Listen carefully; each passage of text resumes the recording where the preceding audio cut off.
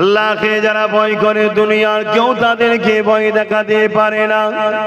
ওয়ালিমান খাফা মাকাম রাব্বিহি জান্নাতান, আর আল্লাহর ভয় যারা করে তাদের জন্য আল্লাহ দুটো দুটো জান্নাত রেখেছে।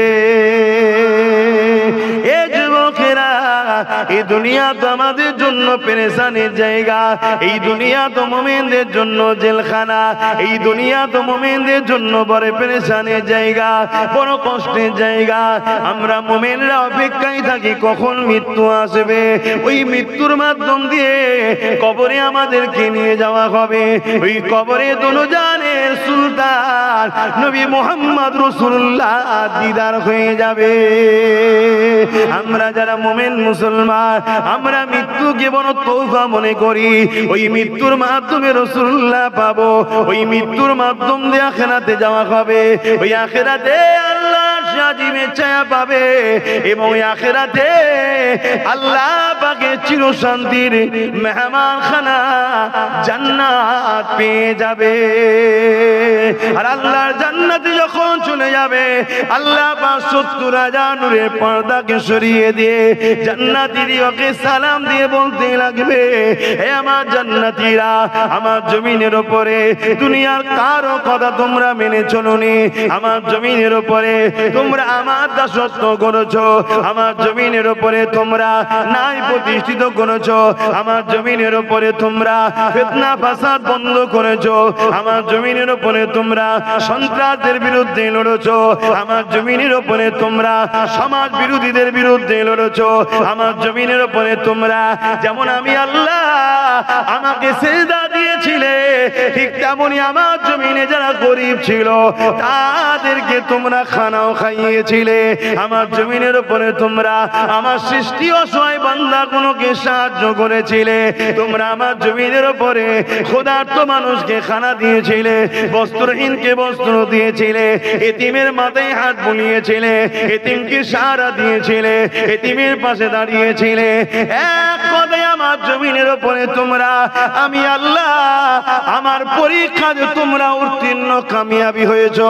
তোমাদের সামনে অনেক জালিম শাসক দাঁড়িয়েছিল, তোমাদের সামনে অনেক অত্যাচারী গুন্ডা দাঁড়িয়েছিল, তোমাদেরকে অনেক হুমকি চুমকি দিয়েছিল, তোমাদেরকে অনেক জেলের ভয় দেখিয়েছিল, তোমাদেরকে অনেক কেসের ভয় দেখিয়েছিল, তোমাদেরকে মেরে দিবার ভয় দেখিয়েছিল, কিন্তু কোনো দিকে কর্ণপাত না করে সব কিছুকে পাত্তা না দিয়ে আমি আল্লাহ আমার খুশির জন্য তোমরা গিয়েছিলে। আসো আসো, আজকে দিন আমি জান্নাত দিয়েছি, এবারে আমি তোমাদের রব, তোমাদের সৃষ্টিকর্তা, যাকে না দেখে তোমরা মেনেছিলে সেই আল্লাহকে দেখে না।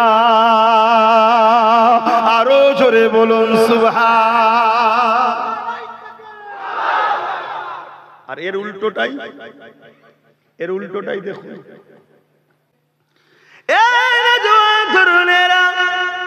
এই জমিনের উপরে মানুষগুলোকে মক্কার বাজারে তুলে ওখানের মেলার সময় নিলামে তোলা হতো, ধনীরা এসে খরিদ করে নিয়ে যেত। আল্লাহ নবী নূহ নবী দয়া নবী ওই গরিব অসহায় মানুষগুলোর পাশে দাঁড়িয়ে জালিম অত্যাচারী শাসক আবু জেহেল উতবা সাহেবের বিরুদ্ধে কথা বলেছে। আল্লাহ নবী তাদেরকে বুঝিয়েছে, কেন মানুষকে কিনা বেচা করো, কেন মানুষকে গোলাম বানাতে লেগেছো।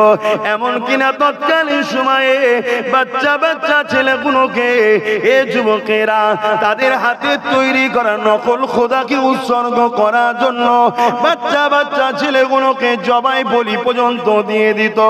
এই রকম অন্যায় অত্যাচার পৃথিবীর জমিনে হতো। আল্লাহ নবী এগুলোকে বন্ধ করার জন্য কথা বলেছে। এই কথা বলার জন্য আল্লাহ নবীর বিরুদ্ধে তৎকালীন শাসক ক্ষমতাশালী যারা ছিল, তারা আমার নবী পাকের বিরুদ্ধে লেগে গেছে। আমার নবী পাক যখন সিজদায় পড়েছে, নবী পাকের পিঠে পচা দুম্বার ভুঁড়ি চাপিয়ে দিয়েছে। আল্লাহ নবীকে জানে মেরে দিতে চেয়েছে। নবী পাক পাহাড়ে চলে গেছে, গাছের পাতা ফলমূল খেয়ে ওখানে পাহাড় থেকে রাত্রিরে বেরিয়ে দিনের মেসে মানুষকে দিয়েছে। এ যুবকেরা এমনও দিন গেছে, আল্লাহ নবীর হুজরা মোবারককে 40 জন আবু জেহেল বাহিনী জালিম অত্যাচারীদের সৈন্যরা 40 40 জন নবী পাকের বাড়িকে ঘিরে ফেলেছে আমার নবী পাককে শহীদ করে দেবে বলে। এই দিনের জন্য নবী আমার বদরের ময়দানে, উহুদের ময়দানে রক্তাক্ত হয়েছে। এই দিনের জন্য নবী আমার তায়েফের জমিনে রক্তাক্ত হয়ে অজ্ঞান হয়ে গেছে। অন্যায়কে মিটিয়ে নাই প্রতিষ্ঠিত করার জন্য, গরিবের উপরে জালিমদের জুলুম বন্ধ করার জন্য, অত্যাচার বন্ধ করার জন্য, বেইনসাফি বন্ধ করার জন্য, গরিবের হক দিবার জন্য আল্লাহ নবী এত কষ্ট করেছে। মনে রাখবেন নবী যাদের জন্য লড়েছিল তারা কিন্তু এক আল্লাহকে কেউ মানত না। তারা ওই নকল খোদা লাত উজ্জা কবরের উপাসনা করত। আমার নবী পাকের এই আখলাক দেখে, ব্যবহার দেখে তারা লাত উজ্জা কবরের উপাসনা ছেড়ে দিয়ে আমার নবী পাকের নেতৃত্ব মেনে নিয়ে ইমানের নূরের কলমা পড়ে শান্তি, ইনসাফ, ইনসানিয়াত, মানবতার ধর্ম ইসলামের মধ্যে দলে দলে চলে এসেছে। আরো জোরে বলুন সুবহান।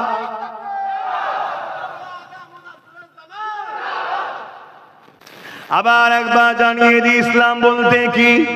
এক কথায় শান্তি। কিন্তু আমাদের মধ্যে ঢুকিয়ে দেওয়া হয়েছে দাড়ি, টুপি, নামাজ, রোজা, যাকাত, এটাই ইসলাম। হ্যাঁ, এটাও যেমন ইসলাম। মনে রাখবেন ইসলামের প্রথম কাজ কি? ইসলামের সব থেকে ভালো কাজ কি? আল্লাহ নবীকে এক ইহুদি ধর্মের মানুষ জিজ্ঞাসা করলো, এ আব্দুল্লাহর বেটা মুহাম্মদ সাল্লাল্লাহু আলাইহি ওয়াসাল্লাম, ইসলামের সব থেকে ভালো কাজ কি? আল্লাহ নবী বলেছিলেন, খোদার্থ মানুষকে খানা খাওয়ানো। তাহলে ইসলাম কাকে বলে? খোদার্থ মানুষকে খানা খাওয়ানো। ওই খোদার্থ মুসলমান হলো খাওয়াও, ওই খোদার্থ যদি হিন্দু হয় তাকেও খাওয়াও, ওই খোদার্থ যদি আদিবাসী, সাঁওতাল, বাগদি, মতুয়া যেই হোক না কেন, খোদার্থ যদি দেখো কাউকে তাকে খানা খাওয়াও। আল্লাহর সৃষ্টিকে খানা খাওয়ানোর জন্যে আল্লাহ তোমাকে জান্নাতি খানা খাবে। এ যুবকেরা, ইসলাম কাকে বলে? ইসলাম ইনসাফের নাম, ইসলাম ইনসানিয়াতের নাম, ইসলাম মানবতার নাম, ইসলাম মনুষ্যত্বের নাম, ইসলাম পিপাসিত মানুষের পিপাসা মিটাবার না। এক কথায় সমাজকে দুর্নীতি মুক্ত করার না, সমাজকে ঘুষ মুক্ত করার না, সমাজকে অত্যাচারের হাত থেকে বাঁচাবার না। দাড়ি, টুপি, নামাজ, রোজা এটাও যেমন ইসলাম, এটা ব্যক্তি জীবনের ইসলাম। কিন্তু সমাজ জীবনের ইসলাম হলো এই সমাজকে মদ মুক্ত করতে হবে। যে মদের কারণে আমাদের যুব ছেলেদের সংসারগুলো নষ্ট হয়ে যাচ্ছে। 100টা যদি সংসারে ডিভোর্স হয়, মদের কারণে 80টা ডিভোর্স হয়েছে। 100টা যদি খুন হয়, মদের কারণে 80টা খুন হয়েছে। 100টা যদি অ্যাক্সিডেন্ট হয়, মদের কারণে 80টা অ্যাক্সিডেন্ট হয়েছে। এ যুবকেরা, তরুণেরা, এই যে আমার বাংলার বেটি ডাক্তার তিলক তোমাজও ডাক্তারি করত। যদি মদ ব্যান থাকতো তাহলে ওইভাবে একটা মানুষের উপরে অত্যাচার করতে পারত না। মদ মানুষের মনুষ্যত্বকে নষ্ট করে, মদ মানুষের লিভার কিডনিকে নষ্ট করে, মদ মানুষকে জানোয়ারে পরিণত করে দেয়। তার হুঁশ থাকে না, সেই হুঁশ হারা হয়ে যায়। আমাদের তিলক তোমাবুলকে কি অত্যাচার করলো দেখো। এই মদকে ব্যান করার জন্য প্রত্যেকটা উলামাদের আওয়াজ তোলা দরকার ছিল, প্রত্যেকটা পীর পীরজাদের আওয়াজ তোলা দরকার ছিল। আমরা সেই সরকারের সাথ দেবো যে কিনা ক্ষমতায় আসার পরে মদকে ব্যান করবে। কিন্তু দুঃখের বিষয়, এই প্রতিবাদ আওয়াজ না তুলে যে সরকার ভারতের মধ্যে নম্বর 1 মদ বিক্রিতে মডেল পেয়েছে, সেই সরকারের দালালি করে পীর পীরজাদা, মোল্লা মলি সাহেবরা।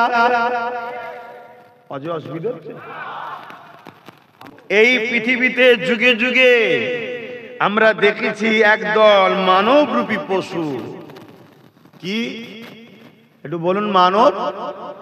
দেখতে হুবহু মানুষের মতো, কিন্তু তারা পশু। মানবরূপী পশু যুগে যুগে ইসলামের পিছনে, কোরআনের পিছনে, রসুলের পিছনে, আল্লাহ নিয়ে নানা রকম সমালোচনা করে। অথচ আমার কোরআন আমায় শিখিয়েছে অন্য কোন ধর্মের সমালোচনা করো না। আমার আল্লাহ বলেছে অন্য কারো মাবুদকে তুমি ছোট বড় কথা বলো না। আমার দ্বীন আমায় শিখিয়েছে অন্য কারণে তুমি সমালোচনা ক্রিটিসাইজ করো না। অথচ একদল মানবরূপী পশু রয়েছে, যুগে যুগেই দেখে আসছি, ইতিহাসও সাক্ষী দিচ্ছে, তারা বারবার ইসলাম, কোরআন, রসুল, আল্লাহর দ্বীনের পিছনে লেগেছে।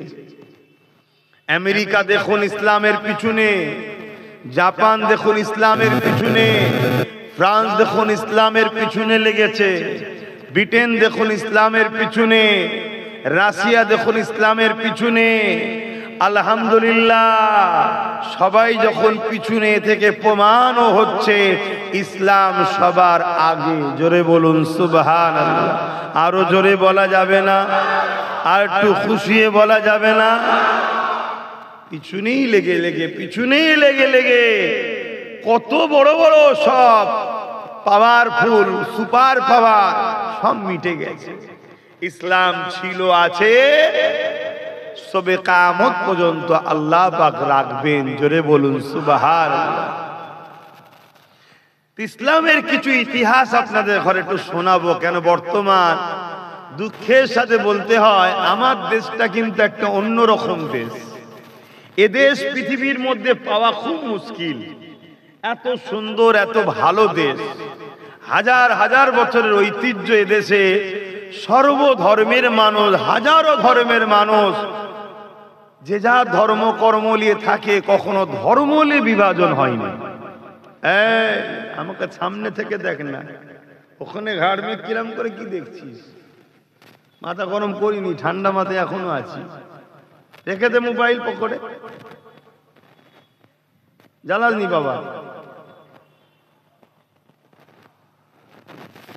কি বলছিলাম দেখলেন তো? এরম বীজখানে টুকলে তো সমস্যা হবে। তোদেরকে কেউ পাঠায় নাকি এরম ডিস্টার্ব করার জন্য? আর মাথা গরম হয়ে গেলে কিন্তু উল্টো পাল্টা বলবো, তখন মন খারাপ করলো, কিছু করার নেই আমার। আমি কারো ধার ধরে চলিনি, জানেন তো নাকি আপনারা? হ্যাঁ, ভালোবাসবেন, আপনার জন্য জান দিতেও প্রস্তুত আমি, তাই তো লড়ছি এখনো। না কি দরকার আপনাদের হয়ে কথা বলা? আমার পেটের সমস্যা হয়েছে নাকি যে না জলসা করলে খেতে পাবো না? এই বাগানে লক্ষ লক্ষ জলসা করছে, যাদেরকে জালিম শাসকরা বলে ওকে দাওয়াত কর, ওকে দাওয়াত কর, আর আমার বেলায় থানার পুলিশও বলে আব্বাস সিদ্দিকী ছাড়া কি আর কেউ নেই দাওয়াত করা? কথা ভুল বলছি নাকি? তা বলে সব জায়গার নয়, কিছু কিছু জায়গায় থানায় যারা দায়িত্বশীল আছে, তারা উপযুক্ত পড়াশোনায় কোয়ালিফাই হয়ে চাকরি পেয়েছে, তারা শাসকের দালালি করে না। আর যারা ওই পা চেটে গা টিপে আরো অনেক কিছু করে চাকরি পেয়েছে, তারা দালালি করে। না হয় আমার যদি আবার চাকরি চলে যায়, এজন্য দালালি করে, তারা এই সব কথা বলে। তো যাক, সেই জায়গায় বাপ, আমি কি কথা বলছিলাম, লাইন উল্টো হয়ে গেছে তো। হাজার হাজার বছর ধরে আমার দেশে সবাই বসবাস করছে। কোনদিন শুনিনি আমার দেশে কেউ ইসলামের পিছনে লেগেছে বা অন্য কেউ কারো পিছনে লেগেছে। কিন্তু দুঃখের সাথে বলতে হয়, আমার দেশেও রিসেন্ট যেন দেখছি কিছু মানবরূপী পশু বেরিয়েছে, তারা দিন রাত ইসলামের পিছনে ঘেউ ঘেউ করছে। দেখেছেন না? দেখেন, এটা আমার দেশের জন্য একটা অশুভ সংকেত দিচ্ছে, আমার দেশের জন্য একটা ক্ষতির সংকেত দিচ্ছে, আমার দেশের জন্য একটা ভয়ানক পরিস্থিতি টেনে আনা সংকেত দিচ্ছে। অথচ হাজার হাজার বছর ধরে দেশ মাথা তুলে রয়েছে, পৃথিবীকে চোখে আগুন দিয়ে আমার দেশ দেখিয়েছে যে দেখ, আমার বুকে হাজার জন হাজার মাইন্ডের লোক আছে, হাজার জন হাজার বিশ্বাসের লোক আছে। কেউ সূর্য, কেউ চাঁদ, কেউ গাছ, কেউ পাহাড়, কেউ পর্বত, কেউ উলঙ্গ মানুষের যে যাকে পারে উপাসনা করে। কিন্তু আমার দেশে কখনো ধর্ম নিয়ে ভাই ভাই মারপিট আমি দেশ করতে দিইনি। এটা আমার দেশের একটা গর্ব ছিল না? ছিল না? কিন্তু এখন কিছু মানুষ নতুন করে আবির্ভাব হয়েছে। যারা মানুষ বললে শুধু অসুবিধা আছে, মানবরূপী পশু আবির্ভাব হয়েছে, যারা দিন রাত ধরে ইসলামের পিছনে বেশি লেগেছে। শুধু ইসলাম নয়, রিসেন্ট দেখা যাচ্ছে আদিবাসী, দলিত, জৈন ধর্ম তাদের পিছনেও লেগেছে। তো যাক, ইসলামকে বিশেষ করে টার্গেট করেছে। এই টার্গেটটা কিন্তু আমার দেশের জন্য একটা নতুন হলেও বিশ্বের জন্য কিন্তু নতুন নয়। প্রায় প্রায় ইসলামের উপরে আঘাত হয়েছে, আজও হচ্ছে, আগামীতেও হবে।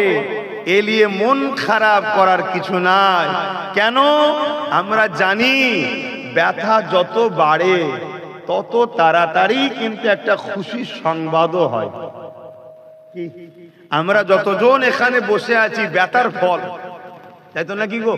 মায়েদের যদি ব্যথা না বাড়তো তাহলে আমরা পেতাম, আমাদের ঘরে পেতো নাকি? ব্যথা যত বেড়েছে একটা খুশি সংবাদ কিন্তু মেসেজ তাড়াতাড়ি পাওয়া যায়। এই যে ইসলাম বিরোধী যত ব্যথা বাড়ে, ইতিহাস বলছে তত সে জায়গায় ইসলাম প্রিয় মানুষও বাড়ে। জোরে বলুন সুবহানাল্লাহ, আরো খুশিয়ে বলুন সুবহানাল্লাহ। হ্যাঁ, আমরা যদি আপনাদেরকে বলি, আমেরিকার ডব্লিউ বুশ বলেছিল যে আমেরিকাতে ইসলাম রাখবো না, আমেরিকাতে ইসলাম রাখবো না। অনেক জুলুম অত্যাচার করেছিল, কিন্তু আমার আল্লাহ তিনি আমেরিকার ডব্লিউ বুশের কন্যাকেই ইসলাম কবুল করিয়েছে, আবার কোরআনের হাফেজাও বানিয়ে দিয়েছে। জোরে বলুন সুবহানাল্লাহ। যে তোর বাবা বলেছে ইসলাম রাখবে না, তুই ইসলামকে নিয়ে ঘরের মধ্যে ঢোক, শুধু ঘরের মধ্যে ঢুকবি না, কন্টিনিউ আমার বাণী কোরআনও পড়বি। জোরে বলুন সুবহানাল্লাহ। যে আমেরিকা বা যে ইউরোপ দুনিয়া ইসলামের চরম দুশ্মন, ইসলামের নামে নানা রকম মিথ্যা মিথ্যা ফিল্ম তৈরি করেছে, ইসলামের নামে নোংরা নোংরা ভাষা ইউজ করেছে, ইসলামের নামে যুব সমাজকে মিথ্যা প্রচার করেছে, সেই ইউরোপ দুনিয়া তারা নিজেরা আজকে তাদেরই গবেষণা, তাদেরই মিডিয়া, তাদেরই কলম, তাদেরই টিভি, তাদেরই বাইক, তারাই দিচ্ছে যে আগামী 40-45-এর মধ্যে ইউরোপ দুনিয়া হবে সংখ্যা গুরু ইসলাম। জোরে বলুন সুবহানাল্লাহ, আরো জোরে বলে। আল্লাহ আমাদেরকে বড় ভালোবেসে ঘরে জন্ম দিয়েছে, কিন্তু আমরা যদি উপযুক্ত না হই, আল্লাহ জালিম বাদশা বসিয়ে আমাদেরকে মেরে দেবে, দিয়ে নতুন প্রজন্ম তৈরি করবে। আল্লাহ পারে না? পারে না? দেখুন না, ইউরোপে একটা নতুন প্রজন্ম তৈরি হচ্ছে, যাদের বাপ দাদা নানা নানি গোষ্ঠীর কেউ ইসলাম বলুন ছিল না, তাদের ঘরের ছেলে, বাপ খ্রিস্টান, মা মিশনারি, বাপ ইহুদি, মা খ্রিস্টান, কথা বুঝে আসছে, ভিন্ন ধর্মের, তাদের ঘরের যুবক যুবতীরা শিক্ষিত হয়েছে, কম্পিউটারে সার্চ করছে, গুগলে সার্চ করছে। আরে সবাই ইসলামের পিছনে লাগে কেন? সবাই মোহাম্মদ রসুলের বিরোধী করে কেন? সবাই বলে ইসলাম আতঙ্কবাদী, ইসলাম জঙ্গিবাদ, ইসলাম সন্ত্রাসবাদ, ইসলাম জুলুম করে। আরে যত একটু সার্চ করে দেখি তো, তারা আমার নবীর জীবনী পড়ছে, আমার নবীর জীবনী পড়ে তারা দেখছে আরে ইসলামের বিরোধী যারা করছে তারাই তো মূলত সন্ত্রাস। জোরে বললেন না সুবহানাল্লাহ? তারা তো দেখছে আবু জেহেল ছিল ইসলামের বিরুদ্ধে, উতবা ছিল ইসলামের বিরুদ্ধে, সাইবা ছিল ইসলামের বিরুদ্ধে, এমন করে উমাইয়া ছিল ইসলামের বিরুদ্ধে।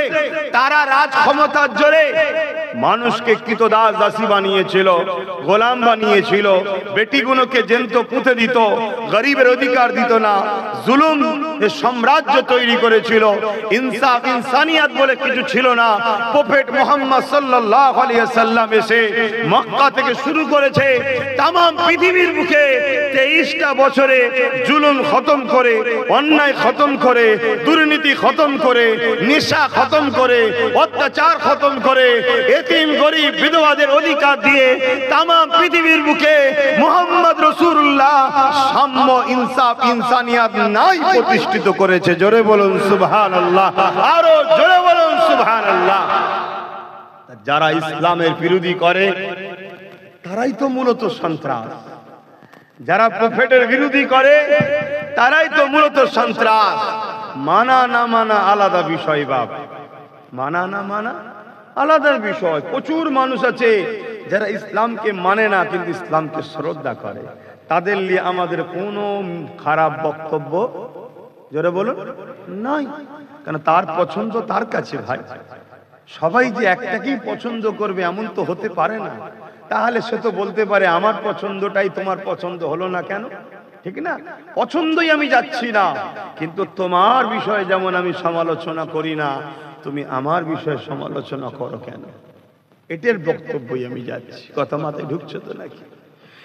ইতিহাসের পাতা সাক্ষী দেয় আল্লাহ নবী নূহ নবী দয়া নবী যখন দুনিয়া জমিনে আগমন করলেন, আমার নবী পাক এসে দেখছেন দুনিয়া জমিনে বড় হয়ে দেখছেন এই জমিনের উপরে মানুষগুলো ক্ষমতা জোরে মানুষের প্রভু হওয়ার স্বপ্ন দেখছে, ক্ষমতা জোরে মানুষকে দাস দাসী বানিয়ে দিয়েছে, ক্ষমতা জোরে মানুষের বেটিগুলোকে কিতদাস দাসী রাখেল বানিয়ে দিয়েছে, ক্ষমতা জোরে এমন করে নিজের মাকে পর্যন্ত হত্যা করছে, ক্ষমতা জোরে রোম তৎকালীন সময় পৃথিবীর সুপার পাওয়ার ছিল। আজ যেমন আমেরিকা সুপার পাওয়ার বলছে, রোম ছিল সুপার পাওয়ার। ওই রোমের মতো জায়গাতে ক্ষমতা জোরে গরিবের মানুষ ছেলেগুলোকে বাঘের সঙ্গে কুস্তি লড়াতো, এই কুস্তি লড়াইতে বাঘের থাবাতে গরিবের ছেলেরা মারা যেত। আর ভিআইপি সম্ভ্রান্ত সেজে মানবরূপী পশুগুলো আনন্দ খুশি বানাতো, মানুষের জীবন লিয়াতো, খেলা হতো, উঁচু নিচের বিধাভেদ তৈরি করেছিল। মানুষ মানুষকে ঘৃণা করত, ওকে দেখলে অশুভ হবে, ওকে ছুলে অশুভ হবে, ও নিচ জাত আমি ভিআইপি জাত, এই বিভাজন পৃথিবীতে ভরে গিয়েছিল। এক কথায় মানুষগুলো মনুষ্যত্ব হারিয়ে দিয়ে দুপায়ে পশুতে পরিণত হয়ে গিয়েছিল। আল্লাহ নবী প্রফেট মুহাম্মদ সাল্লাল্লাহু আলাইহি ওয়াসাল্লাম সৃষ্টিকর্তার পক্ষ থেকে আসলে তিনি মক্কা থেকে শুরু করলেন নাই সত্য ইনসাফের মেসেজ দিয়া এই 23টা বছরে তাম পৃথিবীর জুলুমকে খতম করে দিয়ে অসহায় গরিব দুঃখী মানুষদের মুখে হাসি ফুটিয়েছিলে। আরো জোরে বলুন সুবহান।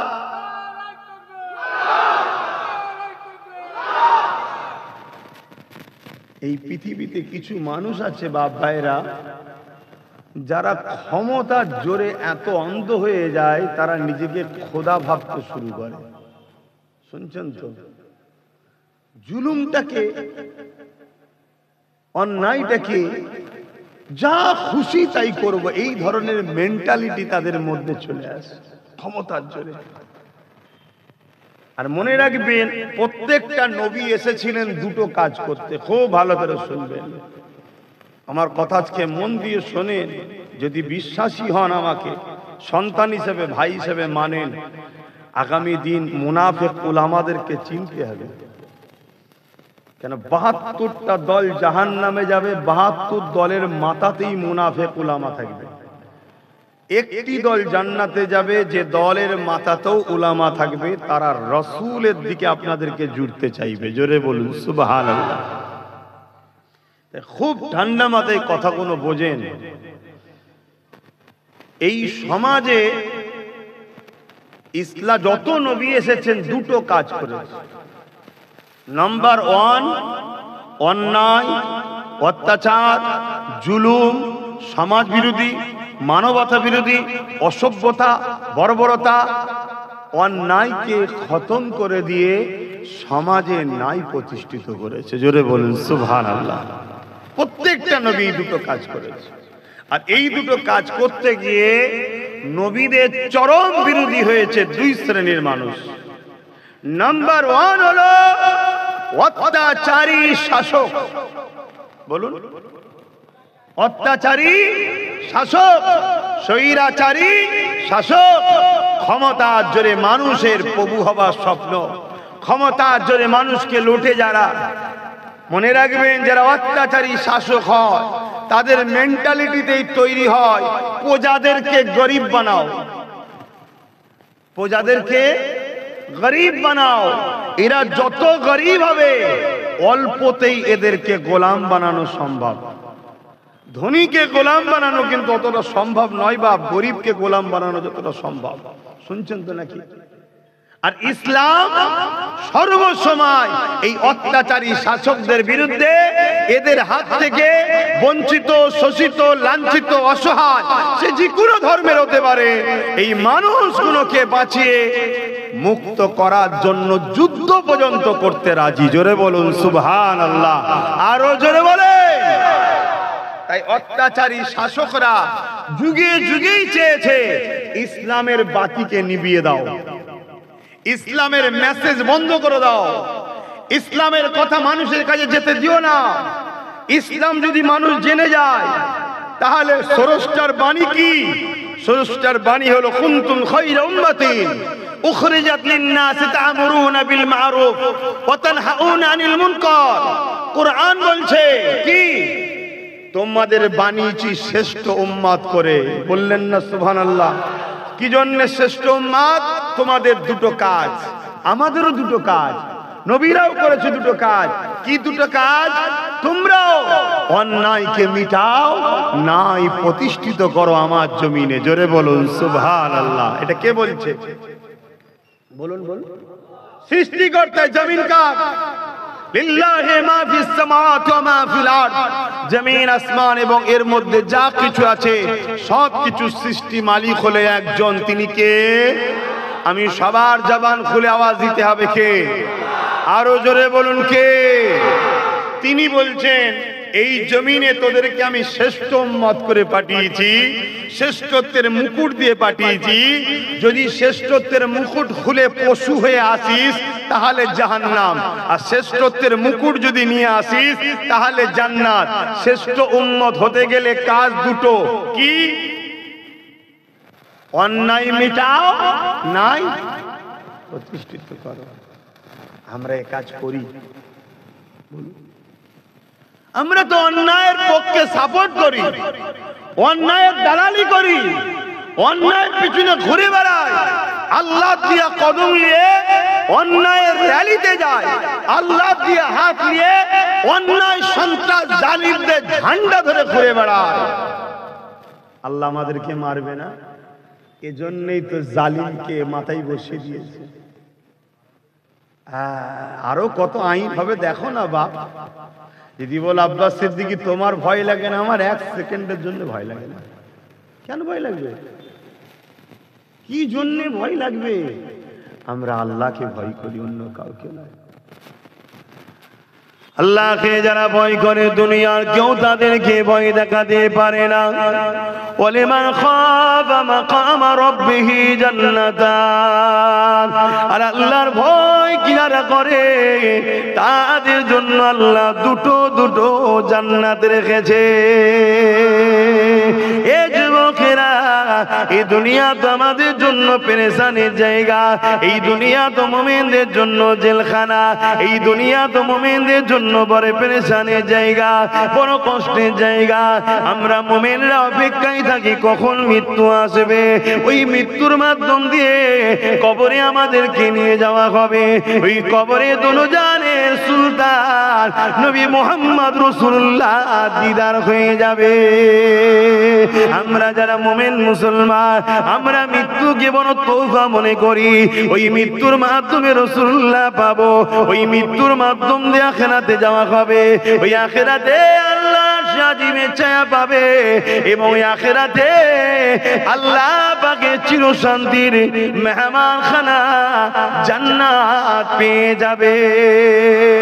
আর আল্লাহর জান্নাতে যখন চলে যাবে, আল্লাহ পাক ৭০,০০০ নূরের পর্দাকে সরিয়ে দিয়ে জান্নাতীদেরকে সালাম দিয়ে বলতে লাগবে, হে আমার জান্নাতীরা, আমার জমিনের উপরে দুনিয়ার কারো কথা তোমরা মেনে চলোনি, আমার জমিনের উপরে তোমরা তোমরা আমার দাসত্ব করেছো, আমার জমিনের উপরে তোমরা ন্যায় প্রতিষ্ঠিত করেছো, আমার জমিনের উপরে তোমরা ফিতনা ফাসাদ বন্ধ করেছো, আমার জমিনের উপরে তোমরা সন্ত্রাসের বিরুদ্ধে লড়েছো, আমার জমিনের উপরে তোমরা সমাজ বিরোধীদের বিরুদ্ধে লড়েছো, আমার জমিনের উপরে তোমরা যেমন আমি আল্লাহ আমাকে সিজদা দিয়েছিলে ঠিক তেমনি আমার জমিনে যারা গরিব ছিল তাদেরকে তোমরা খানাও খাইয়েছিলে, আমার জমিনের উপরে তোমরা আমার সৃষ্টি অসহায় বান্দাগুলোকে সাহায্য করেছিলে, তোমরা আমার জমিনের উপরে ক্ষুধার্ত মানুষকে খানা দিয়েছিলে, বস্ত্রহীনকে বস্ত্র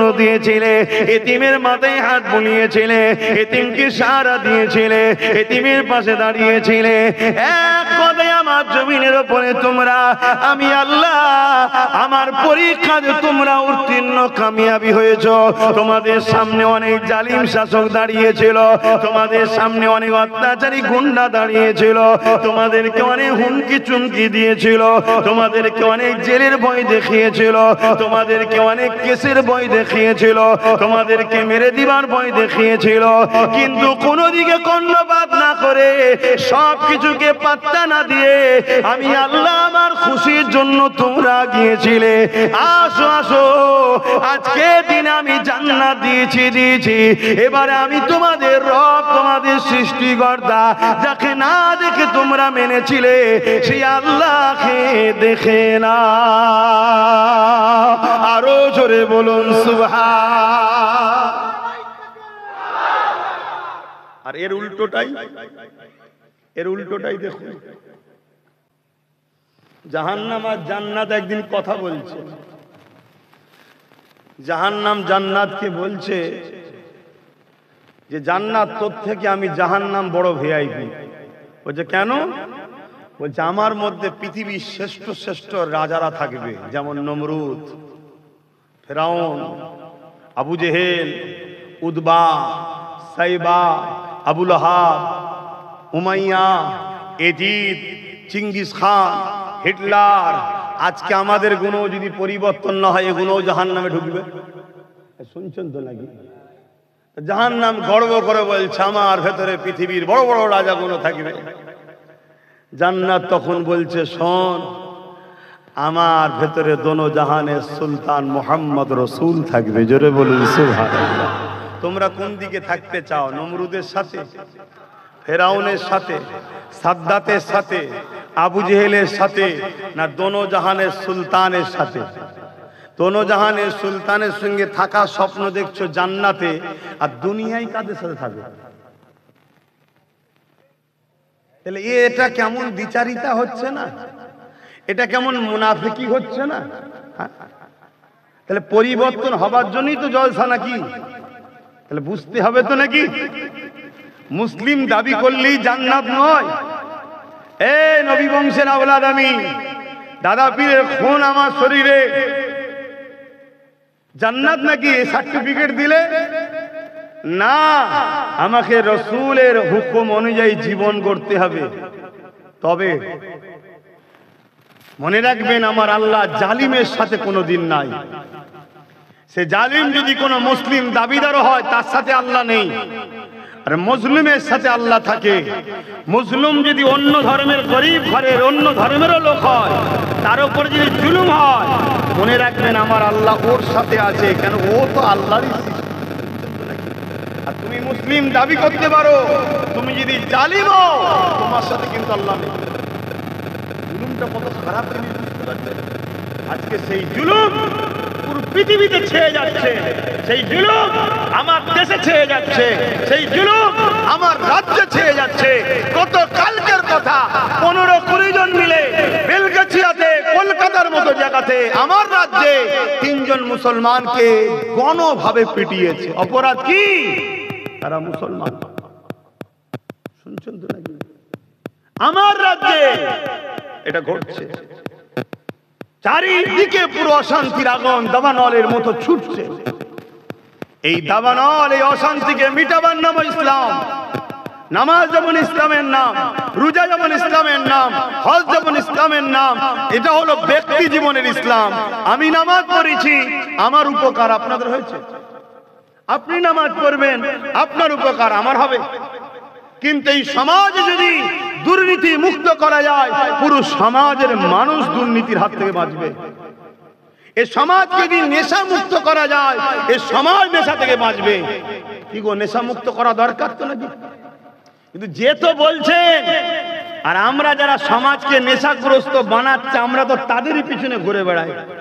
আর আপনি না করেন, আমি না করি, আমাদের মতো হাজারো মুসলমান আছে না? না, বিশেষ করে দুঃখ লাগে তাদের ঘরে দেখে যারা আলেম উলামা ইমাম দাবি করে মাতাল সরকারের পিছনে থাকে। শুনছেন না শোনেন? সরকার তো নয়, মাতাল। স্কুল বন্ধ করে মদের অফিস খুলছে, মদের দোকান খুলছে। হচ্ছে না, হয় না? ইসলাম মদ মুক্ত করেছে, আর আমরা মুসলমান মাতালকে সাপোর্ট করে সমাজকে মাতাল বানাচ্ছি। আমরা বলছি জান্নাত যাব। হ্যাঁ, মরতে হবে বেটা, কবরে মনে রাখবে যেমন জান্নাতের টুকরা হবে, কবরটাই জাহান্নামের একটা গর্ত হবে, 99টা সাপও থাকবে। এখানে চিল্লালে কষ্ট হলে কেউ তো পাশে এসে বলে, হারা কি হয়েছে রে? ওখানে কেউ দেখান না, কেউ দেখান না। লিয়ে গিয়ে মিনহা খালাকনাকুম ওয়া ফিহা নুঈদুকুম ওয়া মিনহা নখরিজুকুম তাহারাতান উখরা বলে মাটি চাপাতে দেবে। ওই 99টা সাপ এবং জাহান্নামের গর্ততে তোমায় থাকতে হবে যদি তুমি ইসলামের দুশমনদের সঙ্গে তাল দাও। ভুলের মাপ আছে, কিন্তু ইসলামের ক্ষতিকারকদের মাপ নাই। কারণ ইসলাম আমার বাপ তোমার বাপের দ্বারা প্রতিষ্ঠিত হয় না। ইসলাম আমেনা লালের খুন ঝরেছে ইসলামের জন্য। সেই ইসলামকে আজকে আমরা মিটাচ্ছি নিজে হাতে করে, মুসলমান আমরা মিটাচ্ছি। আরে কি কেন্দ্র সরকার, কি রাজ্য সরকারের বিরুদ্ধে কথা বলবেন? ওদের ঘাড়ের মাজাল আছে নাকি ইসলামের বিরোধী করার? এতে সবচেয়ে বড় গাদ্দার হলো আমার কওমের আলেম উলামা মুনাফিকের এক শ্রেণী। এরা এদের দালালি করে, এদের কাছ থেকে টাকা নেয়, সেই টাকা নিয়ে এই জাতিকে এদের কাছে বুঝিয়ে বাজিয়ে বিক্রি করে। কথা মাথায় ঢুকছে? কষ্ট হচ্ছে নাকি? কষ্ট হলে কিছু করার নেই। যতক্ষণ ধরে জান আছে ততক্ষণ বলবো, কেন আমি হুজুরকে ভালোবাসি। এই ইসলামের জন্য আমার নবী কত কষ্ট করেছে। আবার একবার জানিয়ে দিই, ইসলাম বলতে কি? এক কথায় শান্তি। কিন্তু আমাদের মধ্যে ঢুকিয়ে দেওয়া হয়েছে দাড়ি, টুপি, নামাজ, রোজা, যাকাত, এটাই ইসলাম। হ্যাঁ, এটাও যেমন ইসলাম। মনে রাখবেন, ইসলামের প্রথম কাজ কি? ইসলামের সব থেকে ভালো কাজ কি? আল্লাহ নবীকে এক ইহুদি ধর্মের মানুষ জিজ্ঞাসা করলো, এ আব্দুল্লাহর বেটা মুহাম্মদ সাল্লাল্লাহু আলাইহি ওয়াসাল্লাম, ইসলামের সব থেকে ভালো কাজ কি? আল্লাহ নবী বলেছিলেন, খোদার্থ মানুষকে খানা খাওয়ানো। তাহলে ইসলাম কাকে বলে? খোদার্থ মানুষকে খানা খাওয়ানো। ওই খোদার্থ মুসলমান হলো খাওয়াও, ওই খোদার্থ যদি হিন্দু হয় তাকেও খাওয়াও, ওই খোদার্থ যদি আদিবাসী, সাঁওতাল, বাগদি, মতুয়া যেই হোক না কেন, খোদার্থ যদি দেখো কাউকে, তাকে খানা খাওয়াও। আল্লাহর সৃষ্টিকে খানা খাওয়ানোর জন্যে আল্লাহ তোমাকে জান্নাতি খানা খাবে। এ যুবকেরা, ইসলাম কাকে বলে? ইসলাম ইনসাফের নাম, ইসলাম ইনসানিয়াতের নাম, ইসলাম মানবতার নাম, ইসলাম মনুষ্যত্বের নাম, ইসলাম পিপাসিত মানুষের পিপাসা মিটাবার না। এক কথায় সমাজকে দুর্নীতি মুক্ত করার না, সমাজকে ঘুষ মুক্ত করার না, সমাজকে অত্যাচারের হাত থেকে বাঁচাবার না।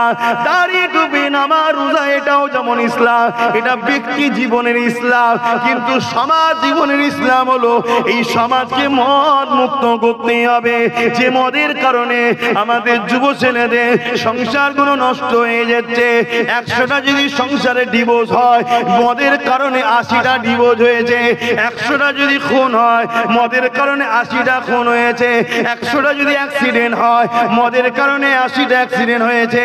এ যুবকেরা, তরুণেরা, এই যে আমার বাংলার বেটি ডাক্তার তিলক তোমাজও ডাক্তারি করতো, যদি মদ ব্যান থাকতো তাহলে ওইভাবে একটা মানুষের উপরে অত্যাচার করতে পারত না।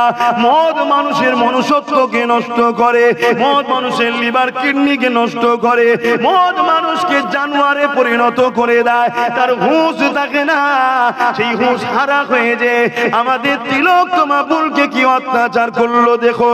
এই মদকে ব্যান করার জন্য প্রত্যেকটা উলামাদের আওয়াজ তোলা দরকার ছিল, প্রত্যেকটা পীর পীরজাদের আওয়াজ তোলা দরকার ছিল। আমরা সেই সরকারের সাথ দেবো যে কিনা ক্ষমতায় আসার পরে মদকে ব্যান করবে, কিন্তু দুঃখের বিষয় এই প্রতিবাদ আওয়াজ না তুলে যে সরকার ভারতের মধ্যে নম্বর 1 মদ বিক্রিতে মডেল পেয়েছে, সেই সরকারের দালালি করে পীর পীরজাদা মোল্লা মলি সাহেবরা। অসুবিধা হচ্ছে আমাকে যখন নিয়ে এসছেন আর আপনারাও যখন এসে বসেছেন, আমাকে তো চেনেন নাকি? কিন্তু আমি কি ইসলাম বিরোধী কিছু বলছি? কথা বুঝছেন না, বোঝেন না? আপনাদের অসুবিধা হচ্ছে? কি হলো আব্বা, বসেন না, একটা চেয়ার দে, মুরব্বিকে চেয়ার দে। শুনছেন তো নাকি? তাহলে বলুন, আল্লাহ নবী এমনি বলেছেন আখেরি জামানায় মসজিদ ভর্তি লোক থাকবে। শুনছেন তো নাকি? মসজিদ ভর্তি লোক থাকবে, একটাও ইমানদার থাকবে না। নবী বলেছে আখেরি জামানায়। কেন বুঝতে পারছেন না? ইসলাম কাকে বলে? অন্যায়ের বিরোধী করার নাম, অন্যায়কে সাপোর্ট করার নাম। কথা বলছেন না তো যুবকগণ? অন্যায়ের বিরোধী করার নাম ইসলাম না অন্যায়কে সাপোর্ট করা? তাহলে অন্যায়কে বিরোধী যে না করে তার মধ্যে ঈমান থাকে? চলে আসুন না রাসূলুল্লাহর হাদিস দেখি। আল্লাহ নবী বলছেন অন্যায় দেখলে হাত দিয়ে রোখো, যদি হাতে ক্ষমতা না থাকে মুখ দিয়ে রোখো, মুখে যদি ক্ষমতা না থাকে অন্যায় অন্তর থেকে ঘৃণা করো। এই যে প্রতিটা জায়গায় জায়গায় মদের যে ফ্যাক্টরি, মদের যে লাইসেন্স দেওয়া হচ্ছে, এটা নাই না অন্যায়? কথা বলছো না তো?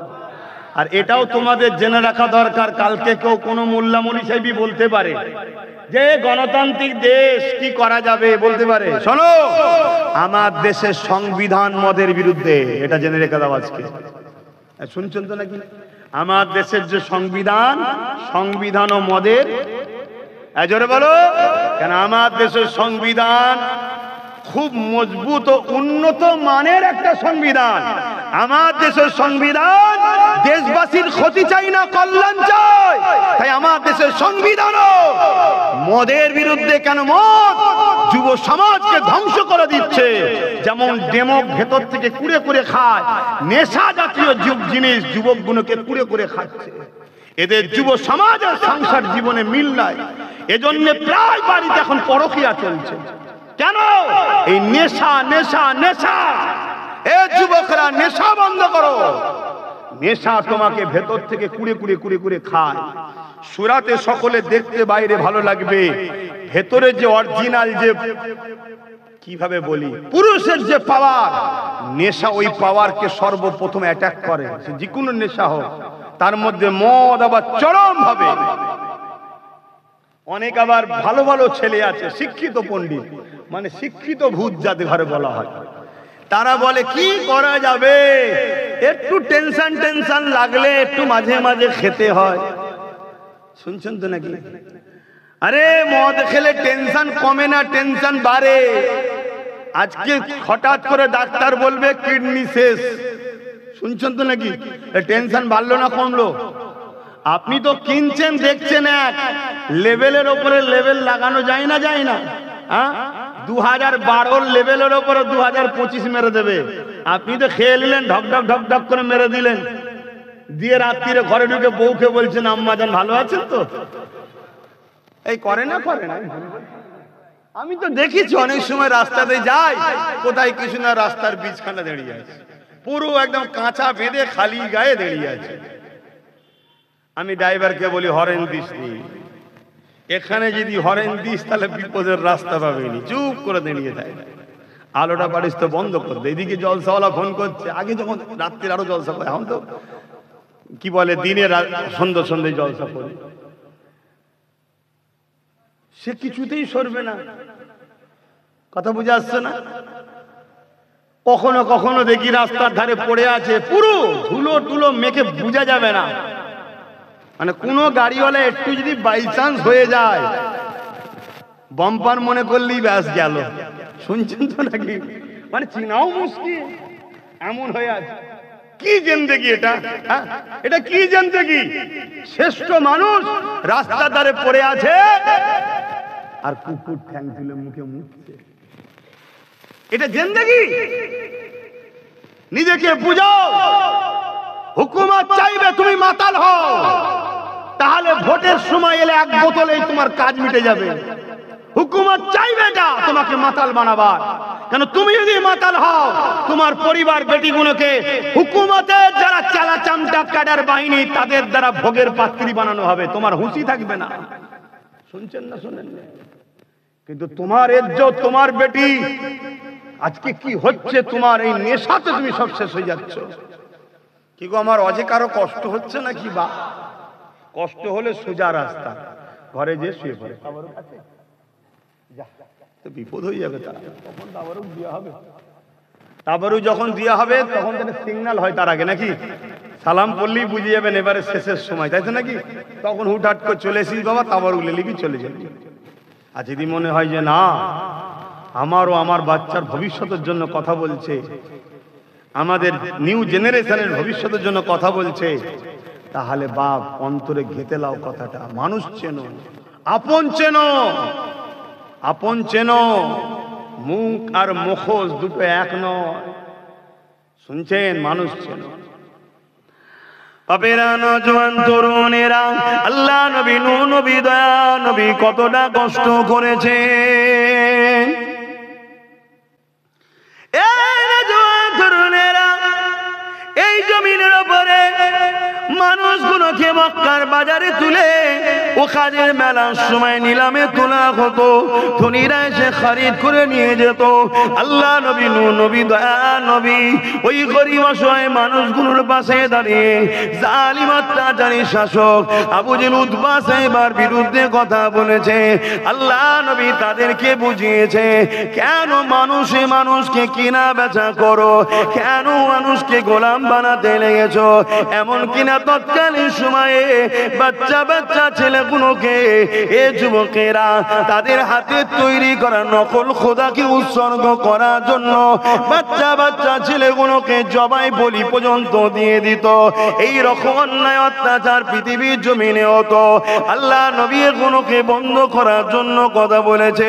এই কথা বলার জন্য আল্লাহ নবীর বিরুদ্ধে তৎকালীন শাসক ক্ষমতাশালী যারা ছিল, তারা আমার নবী পাকের বিরুদ্ধে লেগে গেছে।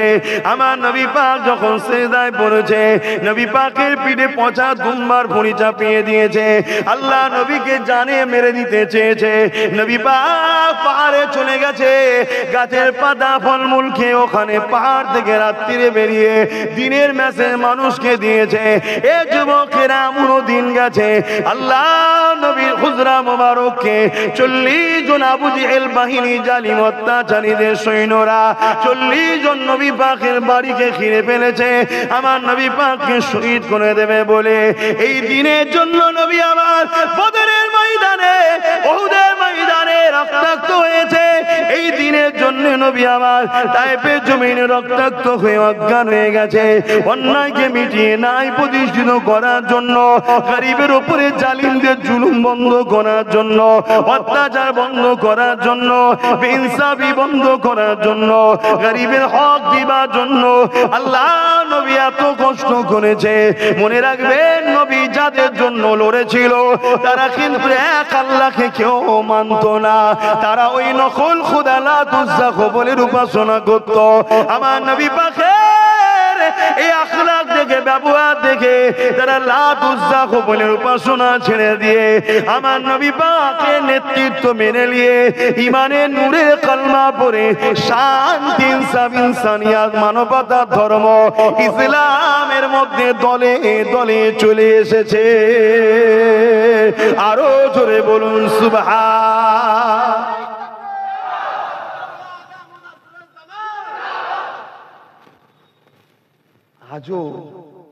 আজও যারা মানুষের গোলাম বানিয়ে রাখতে চায়, মানুষকে অত্যাচার করতে চায়, মানুষের বেটিগুলোকে রেপ করতে চায়, মানুষকে তার অধিকার থেকে বঞ্চিত করতে চায়।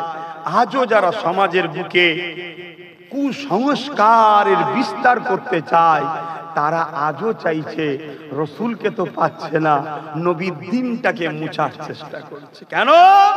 ইসলাম যদি থাকে আর তুমি যদি মুসলমান হও, তোমার চোখের সামনে যখন কোন এসসি এসটির উপরে জুলুম হবে, এই তুই নিচু জাত, তুই আদিবাসী, তুই দলিত, তুই এমন করে আমাদের সাথে বসতে পারবি না, বা কোন মুসলিম গরির উপরে জুলুম হবে, তুমি যদি সত্যি ইমানদার হও, ওর কোন ধর্ম দেখলে হবে না, জালিমের বিরুদ্ধে তোমায় দাঁড়িয়ে ওই অসহায়কে বাঁচাবার নাম হলো ইসলাম। জোরে বলুন সুবহানাল্লাহ।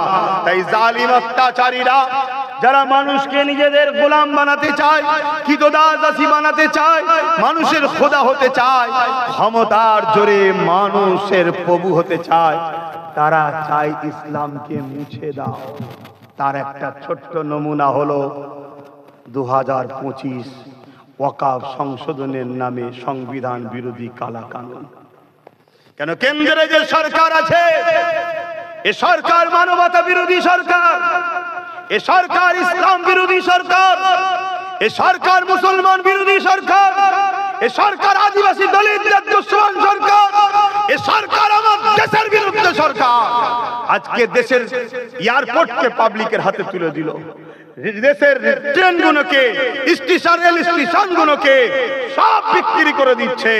দেশের জিনিসপত্র দিনকে দিন দাম বেরিয়েই যাচ্ছে।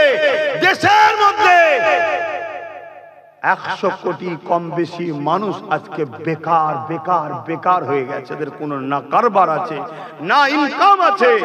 এভাবে আজকে এরা মানুষকে গোলাম বানাতে চাইছে।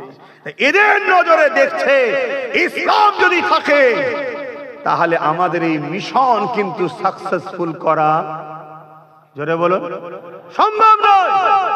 তাই ইসলামকে মিটাতে গেলে ইসলামের পেহচান হলো মসজিদ। তাই মসজিদকে প্রথম মিটাও। ইসলামের প্রতিষ্ঠিত, ইসলামকে সমাজের বুকে প্রতিষ্ঠিত করা বা প্রজেক্ট করা বা ইসলাম ছড়ানোর মূল সেন্টার হলো মাদ্রাসা। এই মাদ্রাসাগুলোকে ব্যান করো। এবং আমাদের হাজার হাজার বছরের ভারতের বুকে আমরা আছি, তার পেহচান হলো আমাদের কবরস্থান। শুনছেন তো নাকি? এবং খানকাকে টার্গেট করেছে। কেন? খানকায় নবীর প্রেমিক বানানো হয়, আর নবীর প্রেমিক যারা হয় তারা একটা মঈনুদ্দিনই যথেষ্ট সব জালিমকে খতম করার জন্য। জোরে বলুন সুবহানাল্লাহ। এজন্য এরা টার্গেট করেছে। শুনছেন তো নাকি? কিন্তু আজ টার্গেট করেছে। আন্দোলনের দরকার আছে না নাই? কিন্তু 2000 আজ থেকে 10 বছর আগে থেকে আমি বলছি ওয়াকফ যাচ্ছে, বলছি না বলিনি? আমার সাথ দিয়েছিলে। আমার বিরোধী করেছে উলামারা, এক শ্রেণী, সবাই নয়। আমার বিরোধী করেছে ইমামরা, এক শ্রেণী, সবাই নয়। মসজিদের মধ্যে আল্লাহর ঘরে দাঁড়িয়ে নবী বংশের আওলাদের বিরোধী করেছে, আল্লাহর ঘরে দাঁড়িয়ে বিরোধী করেছে। কথা মাথায় ঢুকছে না? ঢোকে না। দেখুন, লোহা না হলে লোহা কাটা, জোরে বলো, যায় না। আইন যখন কেউ করে যে পাওয়ারে, ওই পাওয়ার না হলে আইনকে রুকাও। তাই আমি বারবার বলেছিলাম রাজ পাওয়ার দরকার। কিন্তু আমার বিরোধী করেছিল কারা বলো? কোন হিন্দু পাড়ায় আমি যখন যেতাম ভয় লাগতো না? কোন অমুসলিম পাড়ায় গেলে ভয় লাগতো না যে এরা আমার সাথে ঝগড়া করবে নাকি? কিন্তু মুসলমান পাড়ায় ঢুকলে ভয় লাগতো, কিছু লুঙ্গি পরে খেঞ্জি গায়ে দিয়ে এসে ঝগড়া করবে না তো, যে তুমি পীরের বেটা এইসব কথা বলবে কেন? ভয় লাগতো আমার।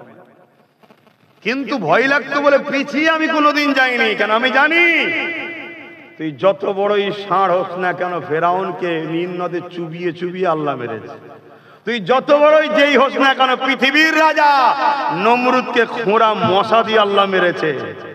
কিন্তু প্রেস্টিজ বলে একটা জিনিস আছে না নাই? সম্মান বলে একটা জিনিস আছে না নাই? আর পাশাপাশি ঘরেও দুশ্মন। এখানে কিছু হলে আবার হাওয়া দিবার জন্য লোক আছে। শেষ করে ফেললো, সব মান সম্মান ডুবিয়ে ফেললো, সিলসিলা ধ্বংস হয়ে গেল, এ বলারও লোক আছে না নাই? সিলসিলা ধ্বংস হয়ে গেল।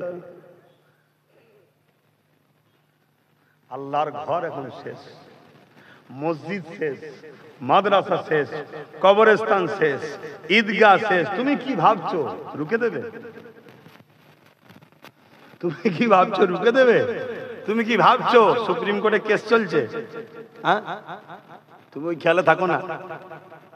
তুমি জানবে আর এক মুনাফিকের পাল্লাই পড়ে আছো, তোমাকে এই সব ভাবিয়ে রেখে দিয়েছে। আর আমি যা ভাবছি বললে তোমরা অজ্ঞান হয়ে যাবে। কথা বুঝে আসছে? আমি বেশি বলবো না। কেন বেশি বলবো না? আমি দেখতে চাই, আমি দেখতে চাই যারা আমায় গাল দিয়েছিল তারা কি করছে। শুনছেন তো নাকি? আর আমি তোমাদেরও দেখতে চাই তোমরা এই সমাজে তাদেরকে কি বলো, তাদেরকে কি ধরো, তাদের সঙ্গে কি প্রশ্ন করো, এটাও দেখতে চাই। কি দেখার দরকার আছে না? না, হ্যাঁ, আল্লাহ নবী বলেছে সমাজ যখন তোমার কথা শুনবে না তুমি তাদেরকে বলতে যাও না, তুমি তো কালাই ছেড়ে সরে যাও।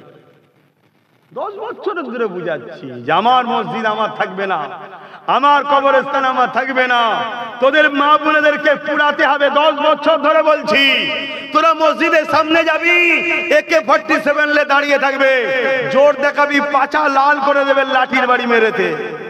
10 বছর ধরে বলছি আসো, এখনো কে রুখতে গেলে যেটা করা দরকার সেটা করো। কিন্তু আমার কথা শুনেছে নাকি? এ তো হালকা আইন হয়েছে ওয়াকাফ, এর থেকেও ভয়ানক আইন আগামী দিন আসছে। আমি কোন একটা জলসাই হয়তো বলেছিলাম, একবার না একাধিকবার বলেছিলাম, আপনারা শুনেছেন কি জানি না, যে আজ আমি তোদের কাছে চাইছি আমার সাথ দে, তোরা দিচ্ছিস না।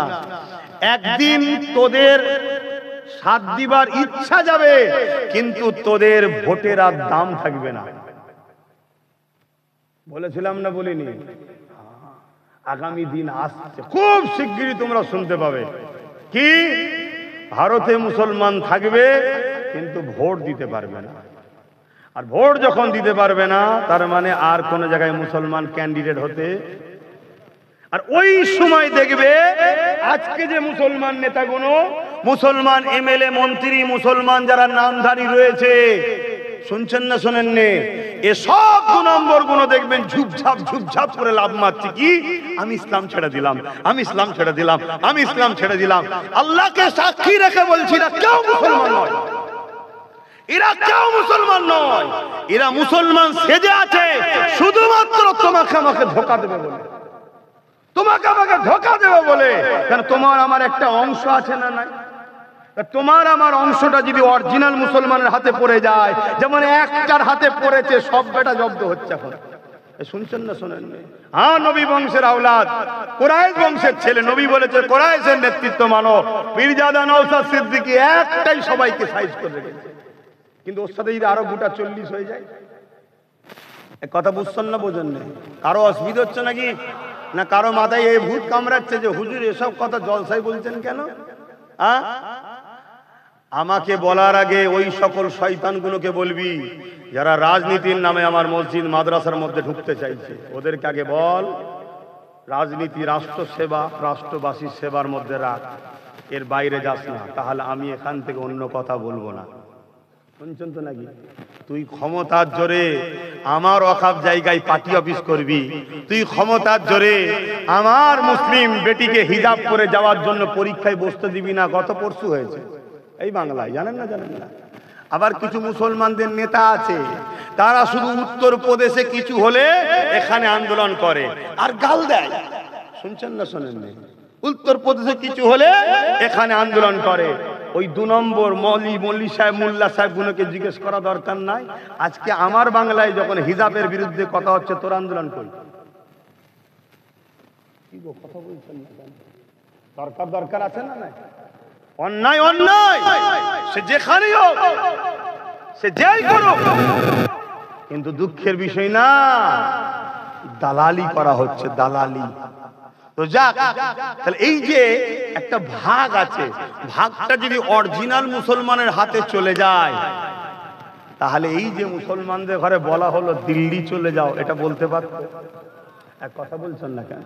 কিন্তু আমার দুঃখ ভাই, এটা বলবো কথা, দুঃখ কলকাতায় ইমাম না কাদের সম্মিলন একটা হলো, আমি জানি না তারা কি ইমাম, আমি জানি না কেন অনেকে দেখছি হাফ প্যান্ট পরেও ঢুকছে, হাফ প্যান্ট পরা ইমাম, আবার মহিলা ইমাম দেখেছি, শুনছেন তো নাকি?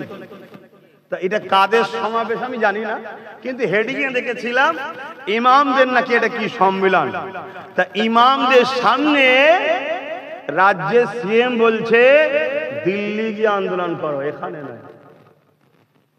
একটা কেউ বললো না যে আপনি কি বলছেন? আমি অবাক হয়ে গেলাম। এই কথাটা নাই বলেছে না অন্যায় বলেছে? আমি সবাইকে জিজ্ঞেস করছি, বোবা শয়তান করে আল্লাহ কিয়ামত দিন তুলবে, মরণের সময় কুকুরের মতো মরতে হবে। হক কথা বলো, নাই না অন্যায়? তাহলে এত বড় একটা অন্যায় কথা, সংবিধান বিরোধী কথা, আমার মসজিদ মাদ্রাসা, আমার কবরস্থান, আমার ধর্মীয় ঐতিহ্যকে আমি বাঁচাবার জন্য চিল্লাতে পারবো না, এখানে দিল্লি চলে যাও, এত বড় কথা বলছে ইমাম মৌলী সাহেবদের সামনে, একটা কেউ বললো না। রাজ্যের সিএম বলেছে, এটা তো দুঃখ, অবশ্যই দুঃখ, কিন্তু এই দুঃখটা আমার অতটা নয়। কেন? তো আমি আগে থেকে জানি এই ইসলামের দুশ্মন, আমি আগে থেকে জানি। আপনারা হয়তো নাও জানতে পারেন, আমি জানি ইসলামের দুশ্মন, তাই আমি 1 মিনিট ভাই ফোনটা তুলছি। দরুদ শরীফ আল্লাহ।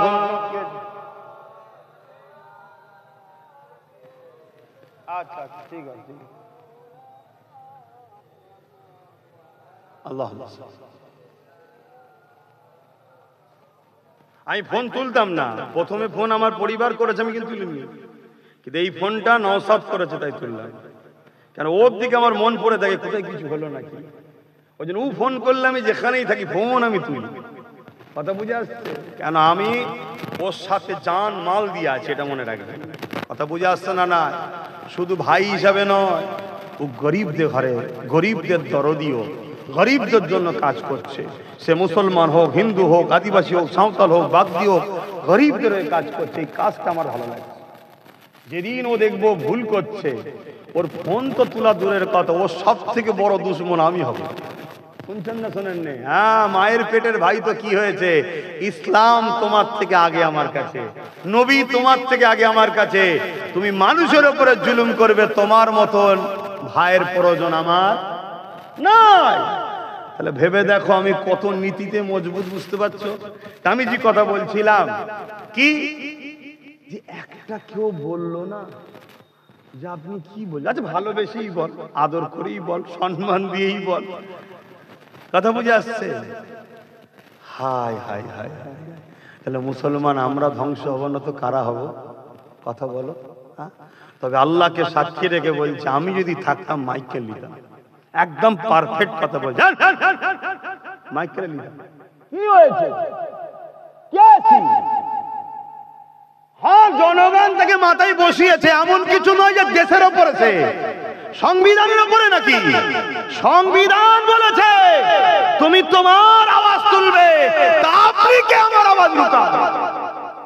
ভালো না লাগে আপনি দিল্লিতে চলে যান, ঠান্ডা করে বসে সেটিং করে নেন, কিন্তু এখানে আওয়াজ উঠছে, উঠবে আগামী দিনও, তাই তো নাকি গো? না ঘাবড়ে গেছো সব? আওয়াজ উঠবে না? উঠবে না? হাত তুলে আওয়াজ তুলে বলো, মসজিদ মাদ্রাসার জন্য হাত উঠবে না? উঠবে না? হাত লম্বা করে তোলো। কারা কারা হাত তোলে নে, ডায়ে বায়ে দেখো, কারা হাত তোলে নে দেখো। গাদ্দার চেনো, মুনাফিক চেনো, আল্লাহর ঘরের জন্য আওয়াজ তুলবি না, কবরস্থান মসজিদ মাদ্রাসার জন্য আওয়াজ তুলবি না, তো কার জন্য আওয়াজ তুলবি? এই মুসলমান কাফের বেঈমান নেতাদের জন্য কথা বলে, ইসলামের জন্য যদি কথা না বলে, ওই মুসলমানের জানাজা বন্ধ করা হারাম, চলবে না। শুনছেন না শোনেন নে? হ্যাঁ, আওয়াজ তুলবে না মানে হ্যাঁ, যত বলবে তত অন্যায়ের বিরুদ্ধে কথা বলবে। কি করবে? কি করবে? তোকে মেরে দেবে। তোর যদি কপালে থাকে, আমার যদি কপালে থাকে, মসজিদ মাদ্রাসার হয়ে লড়াই করে মরা, এই মরাটা ভালো না খারাপ? অত বড় কপাল করতে পেরেছে আব্বাসের দিকে? অত বড় কপাল তোদের আছে? আমি যুবকদের বলছি, বাপেদের তুই তুকারি করছি না, এদেরকে একদম ভাই বলি, তাই তুই তুকারি করি। খারাপ লিখছেন না তো? এ আমার আগে থেকেই অভ্যেস ভাই। কি কি গো খারাপ লাগছে? আব্বাজানদের বলছি না, আমি যুবকগুলোকে বলছি, কেন আপনি আমার বাপ হন আর এই বেটা গুণ আপনার আমার ভাই হয়, এগুলোই তো দরকার। যুগে যুগে ইসলামের সব থেকে উপকারে লেগেছে যুব সমাজ। হ্যাঁ, মুরব্বীরা দুঃখ করলে হবে না আপনাদের, আপনারা একদিন এই যুবক পিরিয়ডটা কাটিয়ে দিয়েছেন, ঠিক না বেঠিক? তাহলে বলো, এত বড় অন্যায় কথা বললো, কিন্তু একটা কোনো মোল্লা মৌলী সাহেব কিছু কথা বললো? তারপরে বেরিয়ে এসে কেউ কিছু বলেছে? তাহলে বলো, যে সমাজের উলামারা আমাদের মাথায় বসে থাকা একটা বড় অংশ শাসকের যদি দালালি করে, এ সমাজকে গোলাম বানানো সহজ না? সহজ না? কিছু হলেই শুধু একটাই কথা বলবে, বিজেপি চলে আসবে, বেশি লাফালাফি করিস না। শুনছেন তো নাকি? বিজেপি চলে আসবে, বেশি লাফালাফি করিস না। কিন্তু আজকে গত পরশুদিন কি শুনলাম, মুর্শিদাবাদে গিয়ে 70% মুসলমান যেখানে কি বলছে, পশ্চিম বাংলায় যদি ওয়াকফ কেউ গুলোগুলি করে, মানে হুড়োহুড়ি আন্দোলন করে, সব থেকে দুশ্মন হব আমি তার। শুনছেন তো নাকি? মানে আমি আমার মসজিদের জন্য, মাদ্রাসার জন্য, কবরস্থানের জন্য কথা বললে রাজ্যের সিএম আমাদের দুশ্মন হবে। শুনছেন তো নাকি? আমার পায়ের জুতোর দাম আছে, ওর দাম আমার কাছে নাই। শুনছেন আমি কি বলছি? হ্যাঁ, আমার পায়ের জুতোর দাম আছে, ওর দাম আমার কাছে নাই। আপনারা দাম দিতে পারেন, আপনারা দাম দিচ্ছেন বলে তো খোদা আপনাদের ঘরে মেরে দিয়েছে। শান্তিতে আছেন? আমি আপনাদের বলতে আপনি আপনি নয়, যাকে বুঝাবার ঠিক বুঝছে, কত গায়ে পেতে নেবেন না। যাকে বলার ঠিক বুঝাচ্ছি, যদি সে শুনে হিদায়েত হয়। শুনছেন তো নাকি? হ্যাঁ, মান আহাব্বা লিল্লাহ ওয়া আবগাদা লিল্লাহ ওয়া আতা লিল্লাহ ওয়া মানা লিল্লাহ ফাকাদ ইসতাকমালাল ঈমান। ভালোবাসবো আল্লাহর জন্য, দুশমনি করব আল্লাহর জন্য, আত্মীয়তা করব আল্লাহর জন্য, বিচ্ছেদ হব আল্লাহর জন্য। এ যুবকেরা, সেই আল্লাহর ঘরের জন্য কথা বললে কেউ যদি বলে দুশমন হব, মসজিদ মাদ্রাসা কবরস্থানের জন্য কথা বললে কেউ যদি বলো দুশ্মন হব, এই রকম দুশ্মন পুরো পৃথিবী যদি ভরে যায়, তাদের বিরুদ্ধে যুদ্ধের ঘোষণা আমাদের সেদিনও ছিল, আজও আছে, কিয়ামত পর্যন্ত যুদ্ধের ঘোষণা থাকবে, ঠিক না বেঠে? কি করবি তোরা? পুলিশদের জেলে দিবি? জেলে তো আছি। আর দুনিয়া ও সিজরুল মুমিনিন, মুমিনদের জন্য দুনিয়াটা হলো জেলখানা। এত নাকি? মুমিন যে নয় তার কথা বাদ দিন, মুমিন যে হবে দুনিয়ায় প্রতিটা কদম ফেলে আল্লাহর ভয়ে ফেলে, মুমিন যে হয় দুনিয়ায় প্রতিটা মুহূর্তে আল্লাহর ভয়ে থরথর করে কাঁপে, মুমিন যে হবে সে নিঃশ্বাস টানার আগে ভাবে ছাড়তে হয়তো নাও পারি, চলে যেতে হতে পারে। বেরোবার আগে আল্লাহ বারকত দিলেন দয়া করে, নাও তো বেরোতে পারতো, আর বার যে করেছি নাও তো টানতে পারি, ঠিক না বেটি? কিসের এত টেনশন, কিসের এত চিন্তা? হ্যাঁ, এই যুবকেরা মনে রাখবেন, ফিরআউন জুলুম করেছিল মুসা নবীর উপরে, তার অনুসারীদের উপরে। সেদিন ফিরআউন মনে করেছিল আমি বড় দাদা, আমার বড় মজা লাগছে, কিন্তু মনে রাখবেন মুসা নবীও চলে গেছেন, মুসা নবীর অনুসারীরাও চলে গেছে, ফিরআউনও কিন্তু মারা গেছে। মুসা নবী আজকে পৃথিবীর জমিনে হিরো, আর ফিরআউন হলো নীল নদ কেমন করে মিশরের জমিনে পড়ে আছে সবার কাছে। আজকে দিনে ফিরআউন হলো একটা অত্যাচারী জালিম ভিলেন, তাই তো নাকি? আর মুসা নবী আজকে সবার কাছে প্রিয়, জোরে বলুন সুবহানাল্লাহ। তাহলে মরণ দুজনেরই হয়েছে না হয় না? কথা বলছে না তো? মুসা নবীর আগে হয়েছিল না ফিরআউনের আগে মরণ হয়েছিল? কেন এত শক্তি? তো কি বুঝছেন? কি বুঝছেন? এই নবীর উম্মতেরা, ইমানদার উম্মতেরা, মোহাব্বত করো, আল্লাহ রাসূলকে মজবুত করে ধরো। জুলুম করো না, অন্যায় করো না, আর অন্যায়ের সঙ্গে সাথ দিও না। তোমার বিরুদ্ধে যে প্ল্যান করবে সেই প্ল্যানে আল্লাহ তাকেই জড়িয়ে দেবে, পারে না? আমি অনেক আগে বলতাম একটা কথা, এই যে কি বলেন তো, এটা কি ক টাকা ইন্ডিয়ার তো নাকি? হ্যাঁ, আমার কাছে ইন্ডিয়ার থাকে, আমার কাছে পাকিস্তানের থাকে না। কেন, আমার দেশের কিছু দেশপ্রেমিক 26-27টা পতাকা পটাপট করে বার করে ফেললো, দেখলেন না কলকাতায়? হ্যাঁ, জানেন তো নাকি? আর ওরাই শুধু স্লোগান যখন দেয় ইন্ডিয়ার বিরুদ্ধে দেয়, পাকিস্তানের পক্ষে দেয়। দেখবেন ভুল শুধু ওদেরই হয়। তার মানে কি, অ্যাকচুয়ালি হক কথা ফক করে বেরোয়, ওরা অ্যাকচুয়ালি পাকিস্তানেরই পক্ষে। শুনছেন তো নাকি? আমার দেশটাকে শেষ করে দিচ্ছে ওরা। কষ্ট হচ্ছে নাকি? এটা ক টাকা? আর এটা একই? একটু বলবেন তো রে বাবা, এটা ক টাকা? আর এটা, এদিকে গান্ধী বাবুর ছবি আর এইদিকে লালকেল্লা, তাই তো নাকি? দুটোই আমাদের, লালকেল্লা আমাদের, গান্ধী বাবু আমাদের, কিন্তু বর্তমান যেগুলো আছে ওগুলো আমাদের নয়। এইগুলো কি 500 টাকা, তাই তো? আর এটাও টাকা, রিপিট আর উপিট, টাকা একটাই, তাই তো নাকি? আমি অনেক আগে বলেছিলাম কেন্দ্রে আর রাজ্যে সব একটাই জিনিস, টাকা, রিপিট আর উপিট। এখন মিলছে না, মেলে নেই। আইনটা করেছে কেন্দ্র সরকার, সংবিধান বিরোধী এবং ইসলামের ওয়াকাফের বিরুদ্ধে, তাই তো নাকি? তা লড়াই হবে তার বিরুদ্ধে, ইনারা তো কষ্ট হচ্ছে কেন? প্রশ্ন আছে না নাই? কেন জানেন কষ্ট হচ্ছে? শুনবেন, এই শুনবেন না? কষ্ট হচ্ছে কার? কার শোনার ইচ্ছা আছে একটু হাত তুলে দেখা। তাহলে শুনুন, কেন্দ্র সরকার যে আইন করেছে না, ওই আইনের মধ্যে অনেক ঘোটালা করেছে। একটা আইন করেছে, যদি কেউ 12 বছর ধরে ওয়াকাফের জায়গা দখল করে রাখে, তাহলে সেই জায়গা ওয়াকাফের আর থাকবে না, তার হয়ে যাবে। শুনছেন? মানে এতদিন ধরে ওই আইনে কি ছিল, কেউ যদি ওয়াকাফ শুধু নয়, যে কোনো ধর্ম, হিন্দুদের হোক, আদিবাসীর হোক, সাঁওতাল হোক, সবার কিন্তু এরকম সম্পদ আছে। এটা একটা মিথ্যা প্রচার চলছে কেন্দ্র সরকারের, যে মুসলমানদের আছে অমুসলিমদের না, এটা মিথ্যা প্রচার করছে। আমাদের যেমন ওয়াকাফ আছে হিন্দু ভাইদের দেওবত্য সম্পদ, আদিবাসীদের জল জঙ্গল, খ্রিস্টানদেরও আছে, পাঞ্জাবিদের, শিখেদের সবার ধর্মীয় সম্পদ আছে। ওই টাকা থেকে গরিব মানুষদের সেবা করা হয়, তাদের ধর্মীয় কাজে খরচ করা হয়।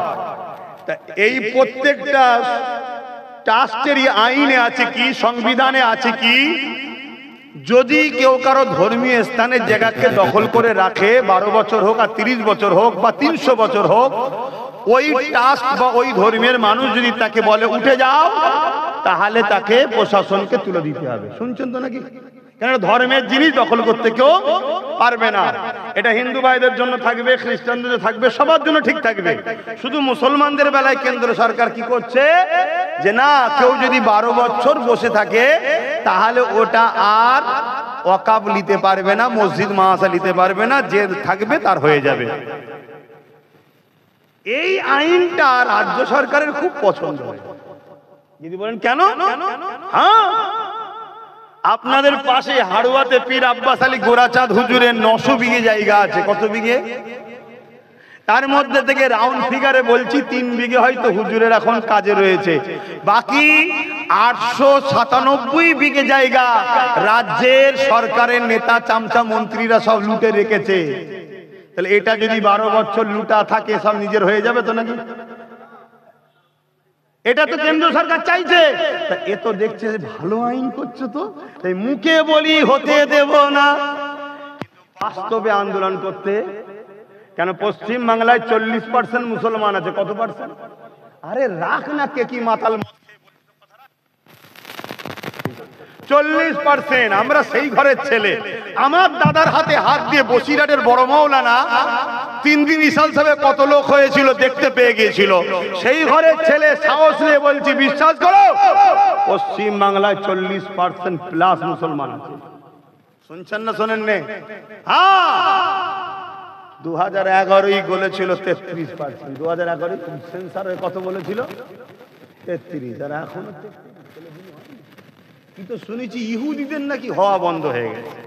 আপনারা এ খবরটা রাখেন, এইসব খবর রাখবেন, দেশ বিদেশে খবর রাখবেন।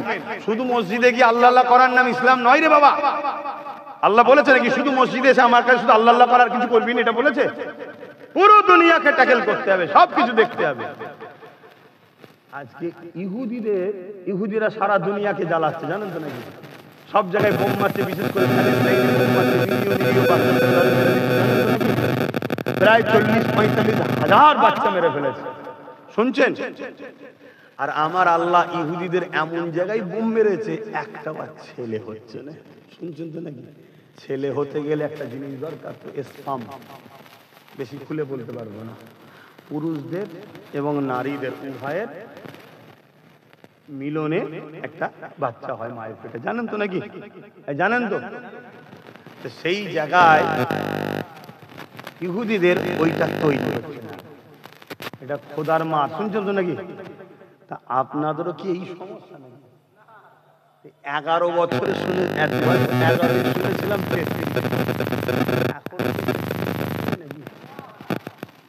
আমার কথা কি খারাপ না? আমি কিন্তু একটু আনন্দ করেই বলছি, খারাপ নিলেন? তাহলে কোন জায়গায় মজাটা বুঝতে পারছেন? আচ্ছা, আর একটা কি মজা শুনবেন না? কেন্দ্র সরকার একটা আইন করছে এই ওয়াকাফ কালা কানুনে, কি ওয়াকাফ কমিটির মধ্যে অমুসলিমকে ঢুকাতে হবে। হয়তো এই কথাটা ডাইরেক্ট বললে আমার অন্য ধর্মের ভাইয়েরা বলতে পারে ধর্মনিরপেক্ষ দেশ তো অমুসলিম থাকলে সমস্যা কোথায়? তাহলে একটু বিস্তারিত বলতে লাগে। যেমন আমাদের ওয়াকাফ ট্রাস্ট আছে, একটা আছে, হিন্দু ভাইদেরও তেমন দেবত্ব সম্পদ আছে, কথা বুঝে আসছে? খ্রিস্টানদের আছে, পাঞ্জাবি শিখেদের আছে, সবার ট্রাস্টে কমিটি লিখা আছে, হিন্দু ভাইদের লিখা আছে হিন্দু ছাড়া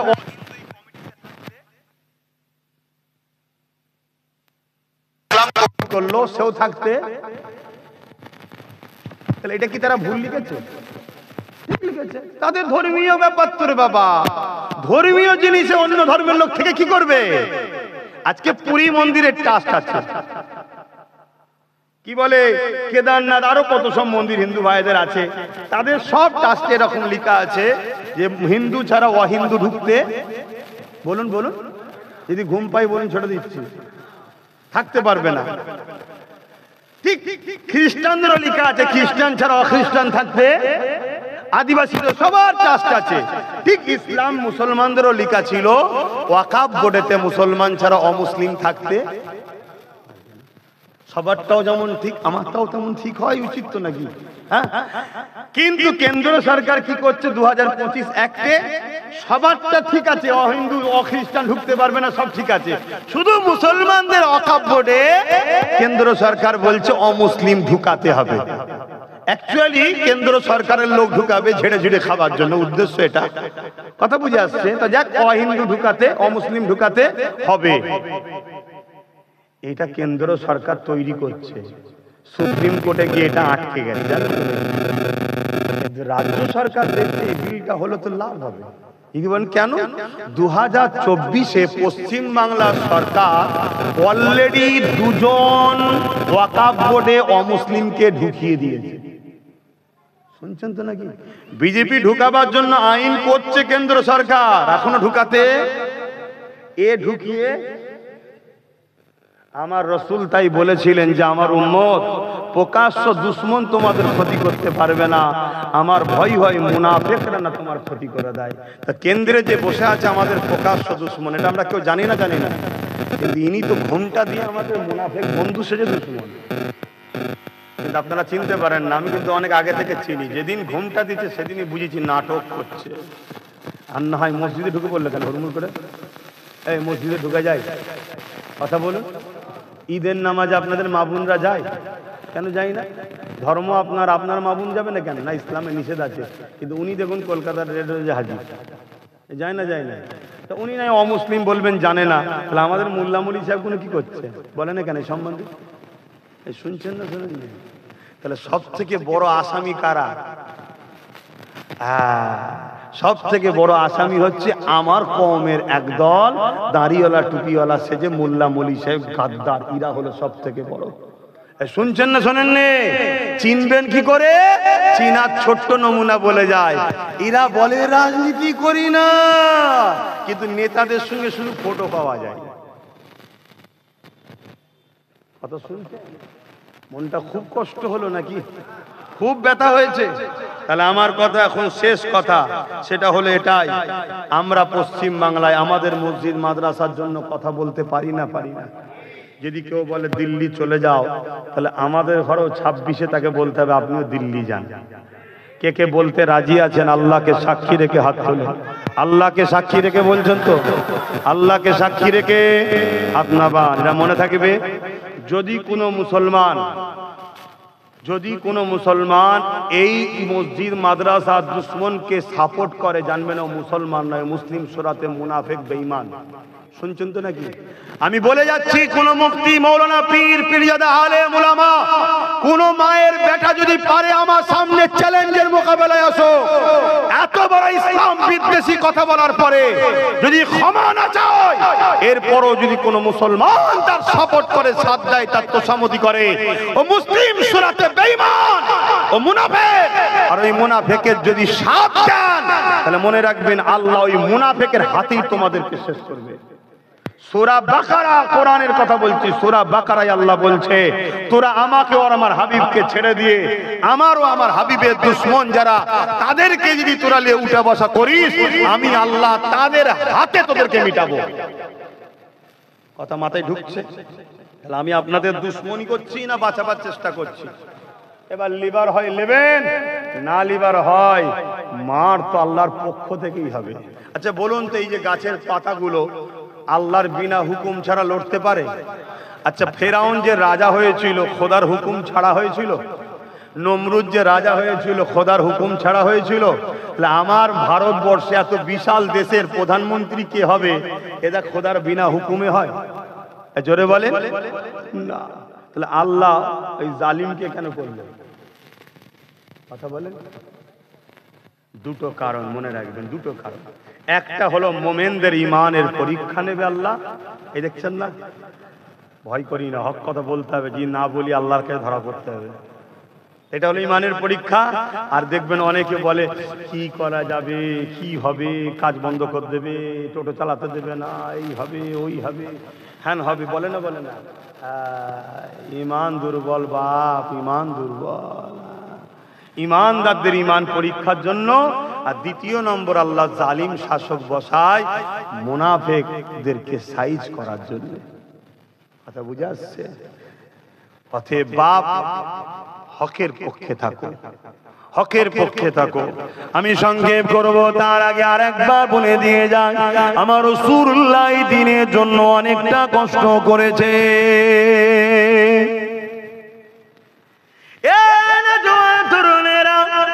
আজ কেন্দ্রের জালিম সরকার যে কালা কানুনটা করেছে, এক নম্বর সে হলো আমার দেশের সংবিধান বিরোধী আইন করেছে।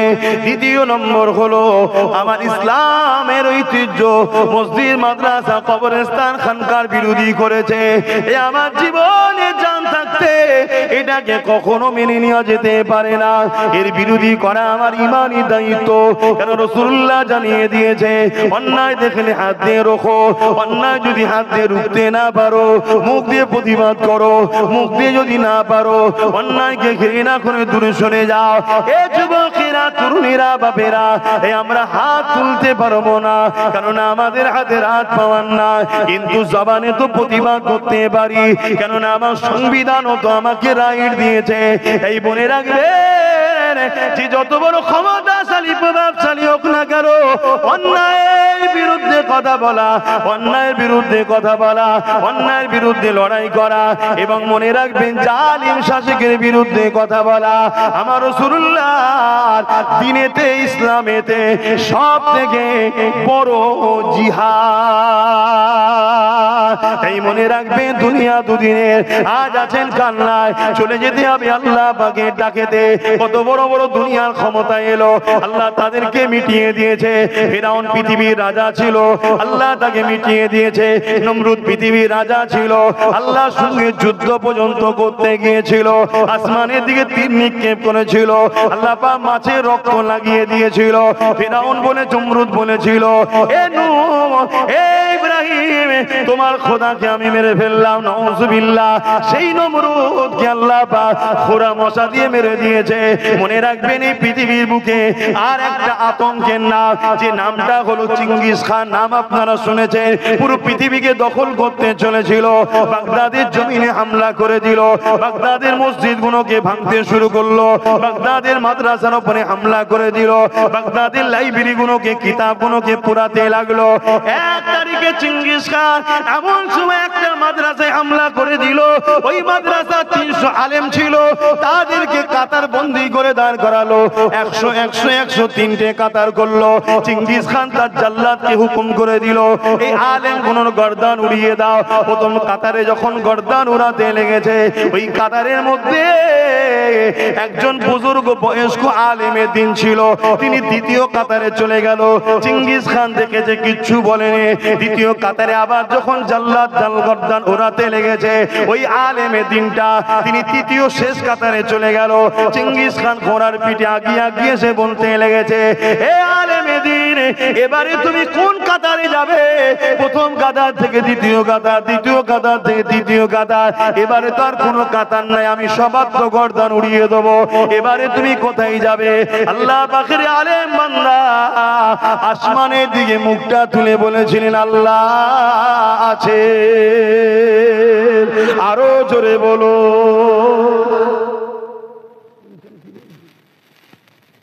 আল্লাহ আছে না? জোরে বলো, জোরে বলো। ভয় আল্লাহকে যদি করো, তুমি কোন জালিমের পক্ষপাতিত্ব নিতে পারবে? এতদিন ছিল না আলাদা কথা, এর তার পিছনে ঘুটেছ। আজকে যখন নবী বংশের ছেলে তোমাদেরকে ডাকছে, আয় ধর্ম শিখাবার জন্য এসছি, কেউ ডাকছে আয় দেশ ও দেশবাসীর সেবা করবো, তার সাথে সাথ দেওয়া দরকার, ঠিক না? ঠিক। আজকে সুপ্রিম কোর্টে কেস করার বেলায় সে, হজ হাউস থেকে মদ বার করার বেলায় সে, কোনো জায়গায় মুসলমান, আদিবাসী, দলিত, হিন্দু যেই বিপদে পড়ুক তার পাশে দাঁড়াবার জন্য সে, আর তুমি 500 টাকায় নিজেকে বিক্রি করছো। আল্লাহর কাছে জবাব দিতে হবে না? এমন কঠিন দিন আসবে, চোখের সামনে মা বোনেদেরকে তোমাদের বেঁধে রেপ করবে, কিচ্ছু করতে পারবে না। ওপেন বলে যাচ্ছি, ভাষা ভালো লাগে দাওয়াত করবি না, ভালো লাগে দাওয়াত করবি না। কারো জলসার মোকাবেকি আব্বাস সিদ্দিকী নয়। আমার কম জলসা বন্ধ করেছে এই শাসকরা, কম বন্ধ করেছে, হাজার হাজার জলসাকে আমার বন্ধ করে দিয়েছে। শুনছেন না? শোনেন না? আবার বলে ওনাকে বাদ দিয়ে যাকে খুশি নিয়ে আসে। শুনছেন তো নাকি? কেন বন্ধ করতে বলে বুঝতে পারছেন না? এক কথা বলছেন তো নাকি? কিন্তু আপনি শুনে রেখে দেন, যত দিন যাচ্ছে বন্ধ একদিক দিয়ে যেমন হচ্ছে, জলসা আমার এত বেড়ে গেছে, আমি রেস্ট পাচ্ছি। বললেন না আলহামদুলিল্লাহ?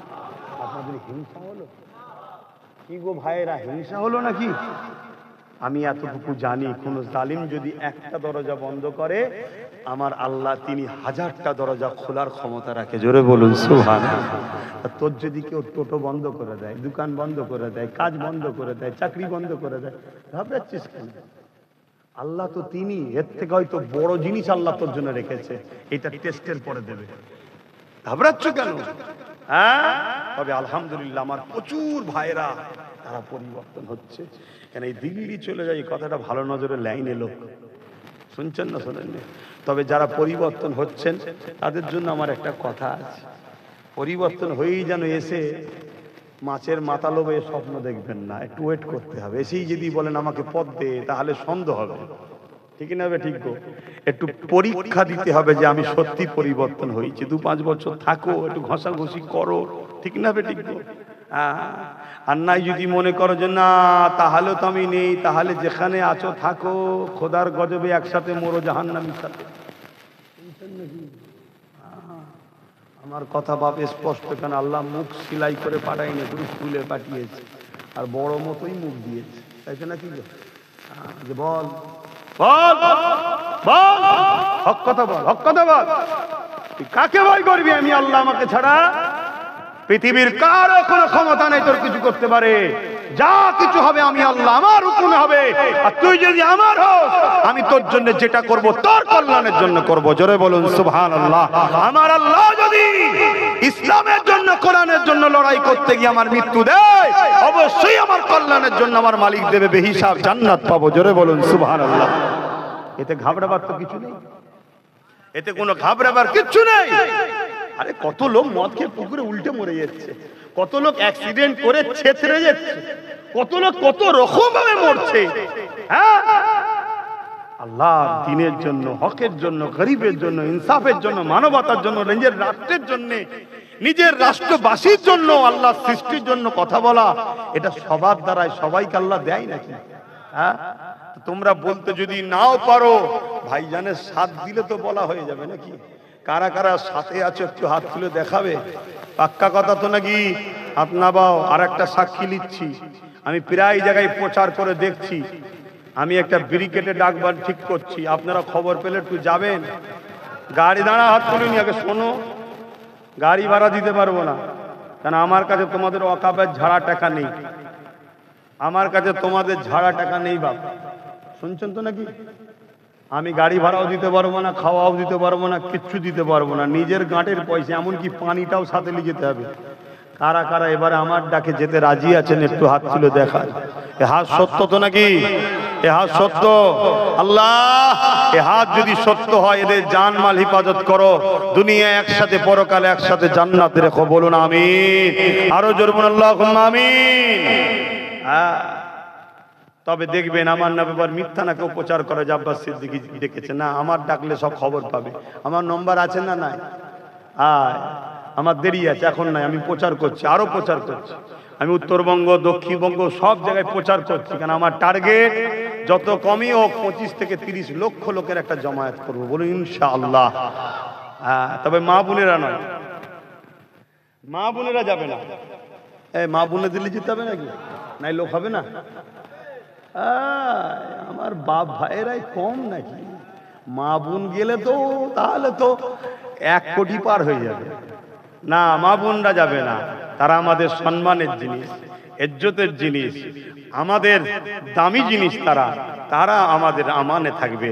আরে তাদের তো বডিগার্ড আমরা তো তাদের জন্য জান মাল কুরবান করে তাদের হেফাজত করব। ঠিক না বে ঠিক গো? কিন্তু আমার মা বোনেদের বলবো, মা রে, ফ্রিতে ভাতা নিতে যাসনি মা। আল্লাহ এমন বেউজ্জতি করবে, তখন চোখের পানি নয়, চোখ দিয়ে খুন বেরোবে, খুন। গত 1 বছর 5 মাস হলো, আগে বলেছিলাম একটা দিন আসছে 3 বছর পর, চোখ দিয়ে পানি নয় খুন বেরোবে। শুনেছেন তো? 1 বছর 5 মাস হয়ে গেছে, এখনো বাকি আছে 1 বছর 7 মাস বাকি আছে। তাই আমার মা বোনেদের বলবো, শোনো, স্বামী যদি হারাম ইনকাম করেও খাওয়ায়, স্বামী কিয়ামত দিন ধরা পড়বে। মা, তুমি ধরা পড়বে না, কেন তুমি তার অধীনস্থ। কিন্তু আজকে তোমাদের ঘরে এই যে বেপর্দা করে জালিম অত্যাচারী ইসলাম বিদ্বেষী সরকার সামান্য ভাতা দিয়ে যে তোমাকে যে বাইরে বার করে দিচ্ছে, মা তুমি বুঝতে পারছো নি তোমাকে আল্লাহ নবীর দুশমন বানাচ্ছে। তুমি যদি আল্লাহ নবীর দুশমন না হও, তাহলে আগামী দিন তোমাদের উপরে পশুগুলো হামলা করলে তোমার ইজ্জত লুটতে পারবে না। আর তুমি আল্লাহ রসুলের দুশমন যদি হয়ে যাও, তোমার ইজ্জত লুটে নেবে, তুমি কিচ্ছু করতে পারবে না মা, তুমি কিচ্ছু করতে পারবে না বোন। তাই সাবধান হও, সাবধান হও। এতে আবার দেখবেন কিছু মোল্লা মুলি সাহেব ফতোয়া দেয়। হ্যাঁ, কেন নেবে না, কেন নেবে না? তার মানে কি? আকবর যেমন দিনে ইলাহি লিখেছিল মুলি সাহেবদের, জানেন তো নাকি? লিখে সমাজকে বলে বেরিয়েছিল, হ্যাঁ আকবর যা বলছে ঠিকই করছে। বড় বড় মাওলানারা বলেছিল আকবর যা করছে ঠিকই করছে। আকবর ঈদের নামাজ বন্ধ করে দিয়েছিল, শুনছেন তো নাকি? আকবর আরো অনেক কিছু করেছিল, দ্বীনে ইলাহি ইসলামের বিরুদ্ধে তৈরি করেছিল। আর তার প্রচার করছে কে? আলেম উলামারা। মুজাদ্দেদে আল-পেসানি বিরোধী করেছিল, মুজাদ্দেদ আল-পেসানি বিরোধী করেছিল।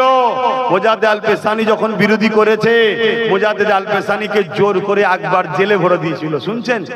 জোর করে আকবর জেলে ভরে দিয়েছে। আর মুজাদ্দেদ আল-পেসানি যখন জেলের মধ্যে গেছে, জেলার এসে আকবরকে বলছে, হুজুর জাহাপানা, জলদি করে মুজাদ্দেদ আল-পেসানিকে জেল থেকে বার করেন। কেন? বলছে ইন্টারন্যাশনাল ক্রিমিনাল, ডাকাত, খুনি যা যা জেলের মধ্যে আছে সব তওবা করে নামাজি মুসল্লি সব আল্লাহর ওলি হয়ে যাচ্ছে। জোরে বলুন সুবহানাল্লাহ, আরো জোরে বলুন সুবহানাল্লাহ। ওখানে গিয়েও হুজুর দাওয়াত চালাচ্ছে, শুনছেন তো নাকি? হ্যাঁ, তারপরে কি হলো? আকবর রাগ আরো বেড়ে গেল। আমার আল্লাহর মার কেমন দেখেন, আমার আল্লাহর মার কেমন দেখেন। হযরতে বাদশাহ আলমগীর তিনি আকবর হযরতে মুজাদ্দিদ আলপে সানির হাতে বায়াত হয়ে গেলেন এবং রাজ ক্ষমতা দখল করে নিলেন। জোরে বলুন সুবহানাল্লাহ। হতভাগা আকবরকে আল্লাহ জাহান্নামে পাঠিয়ে দিল। শুনছেন? ঘাবড়াবার কিছু নেই, আল্লাহ তো আছে, আছে না নাই? এই জোরে বলো, শক্তি কমে গেছে? আমার আল্লাহ তো তিনি যিনাকে কখনো কোনো দুর্বলে স্পর্শ করতে পারেন না, যিনি কুল কায়নাতের মালিক, যিনি তোমাকে আমাকে মায়ের পেটে বানিয়েছে, তিনি তো আল্লাহ। তো যাক, ওই আলেম বলল আল্লাহ আছে। জালিম চিঙ্গিস খান রেগে গেল, রেগে গিয়ে বললো আগে এই মৌলানার গর্দানটা উড়াও। যখনই হুকুম করে দিল জাল্লাদ আগিয়ে আসবে, বাস কথা শেষ। চিঙ্গিস খানের মুখ দিয়ে কথাটা বেরিয়েছে আগের গর্দান উড়াও। সঙ্গে সঙ্গে চিঙ্গিস খান যে ঘোড়ার পিঠে বসেছিল ওই ঘোড়া লাফাতে শুরু করেছে। শোনো যুবক শোনো, লাফাতে শুরু করেছে। এত লাফান লাফাচ্ছে, ইতিহাস বলছি, গল্প নয়। এত লাফান লাফাচ্ছে, তার লাফানো কেউ থামাতে পারেনি। এবার ছুটা শুরু করেছে, ছুটছে আর লাফাচ্ছে, ছুটছে আর লাফাচ্ছে। একটা সময় ব্যালেন্স রাখতে না পেরে চিঙ্গিস খান ঘোড়া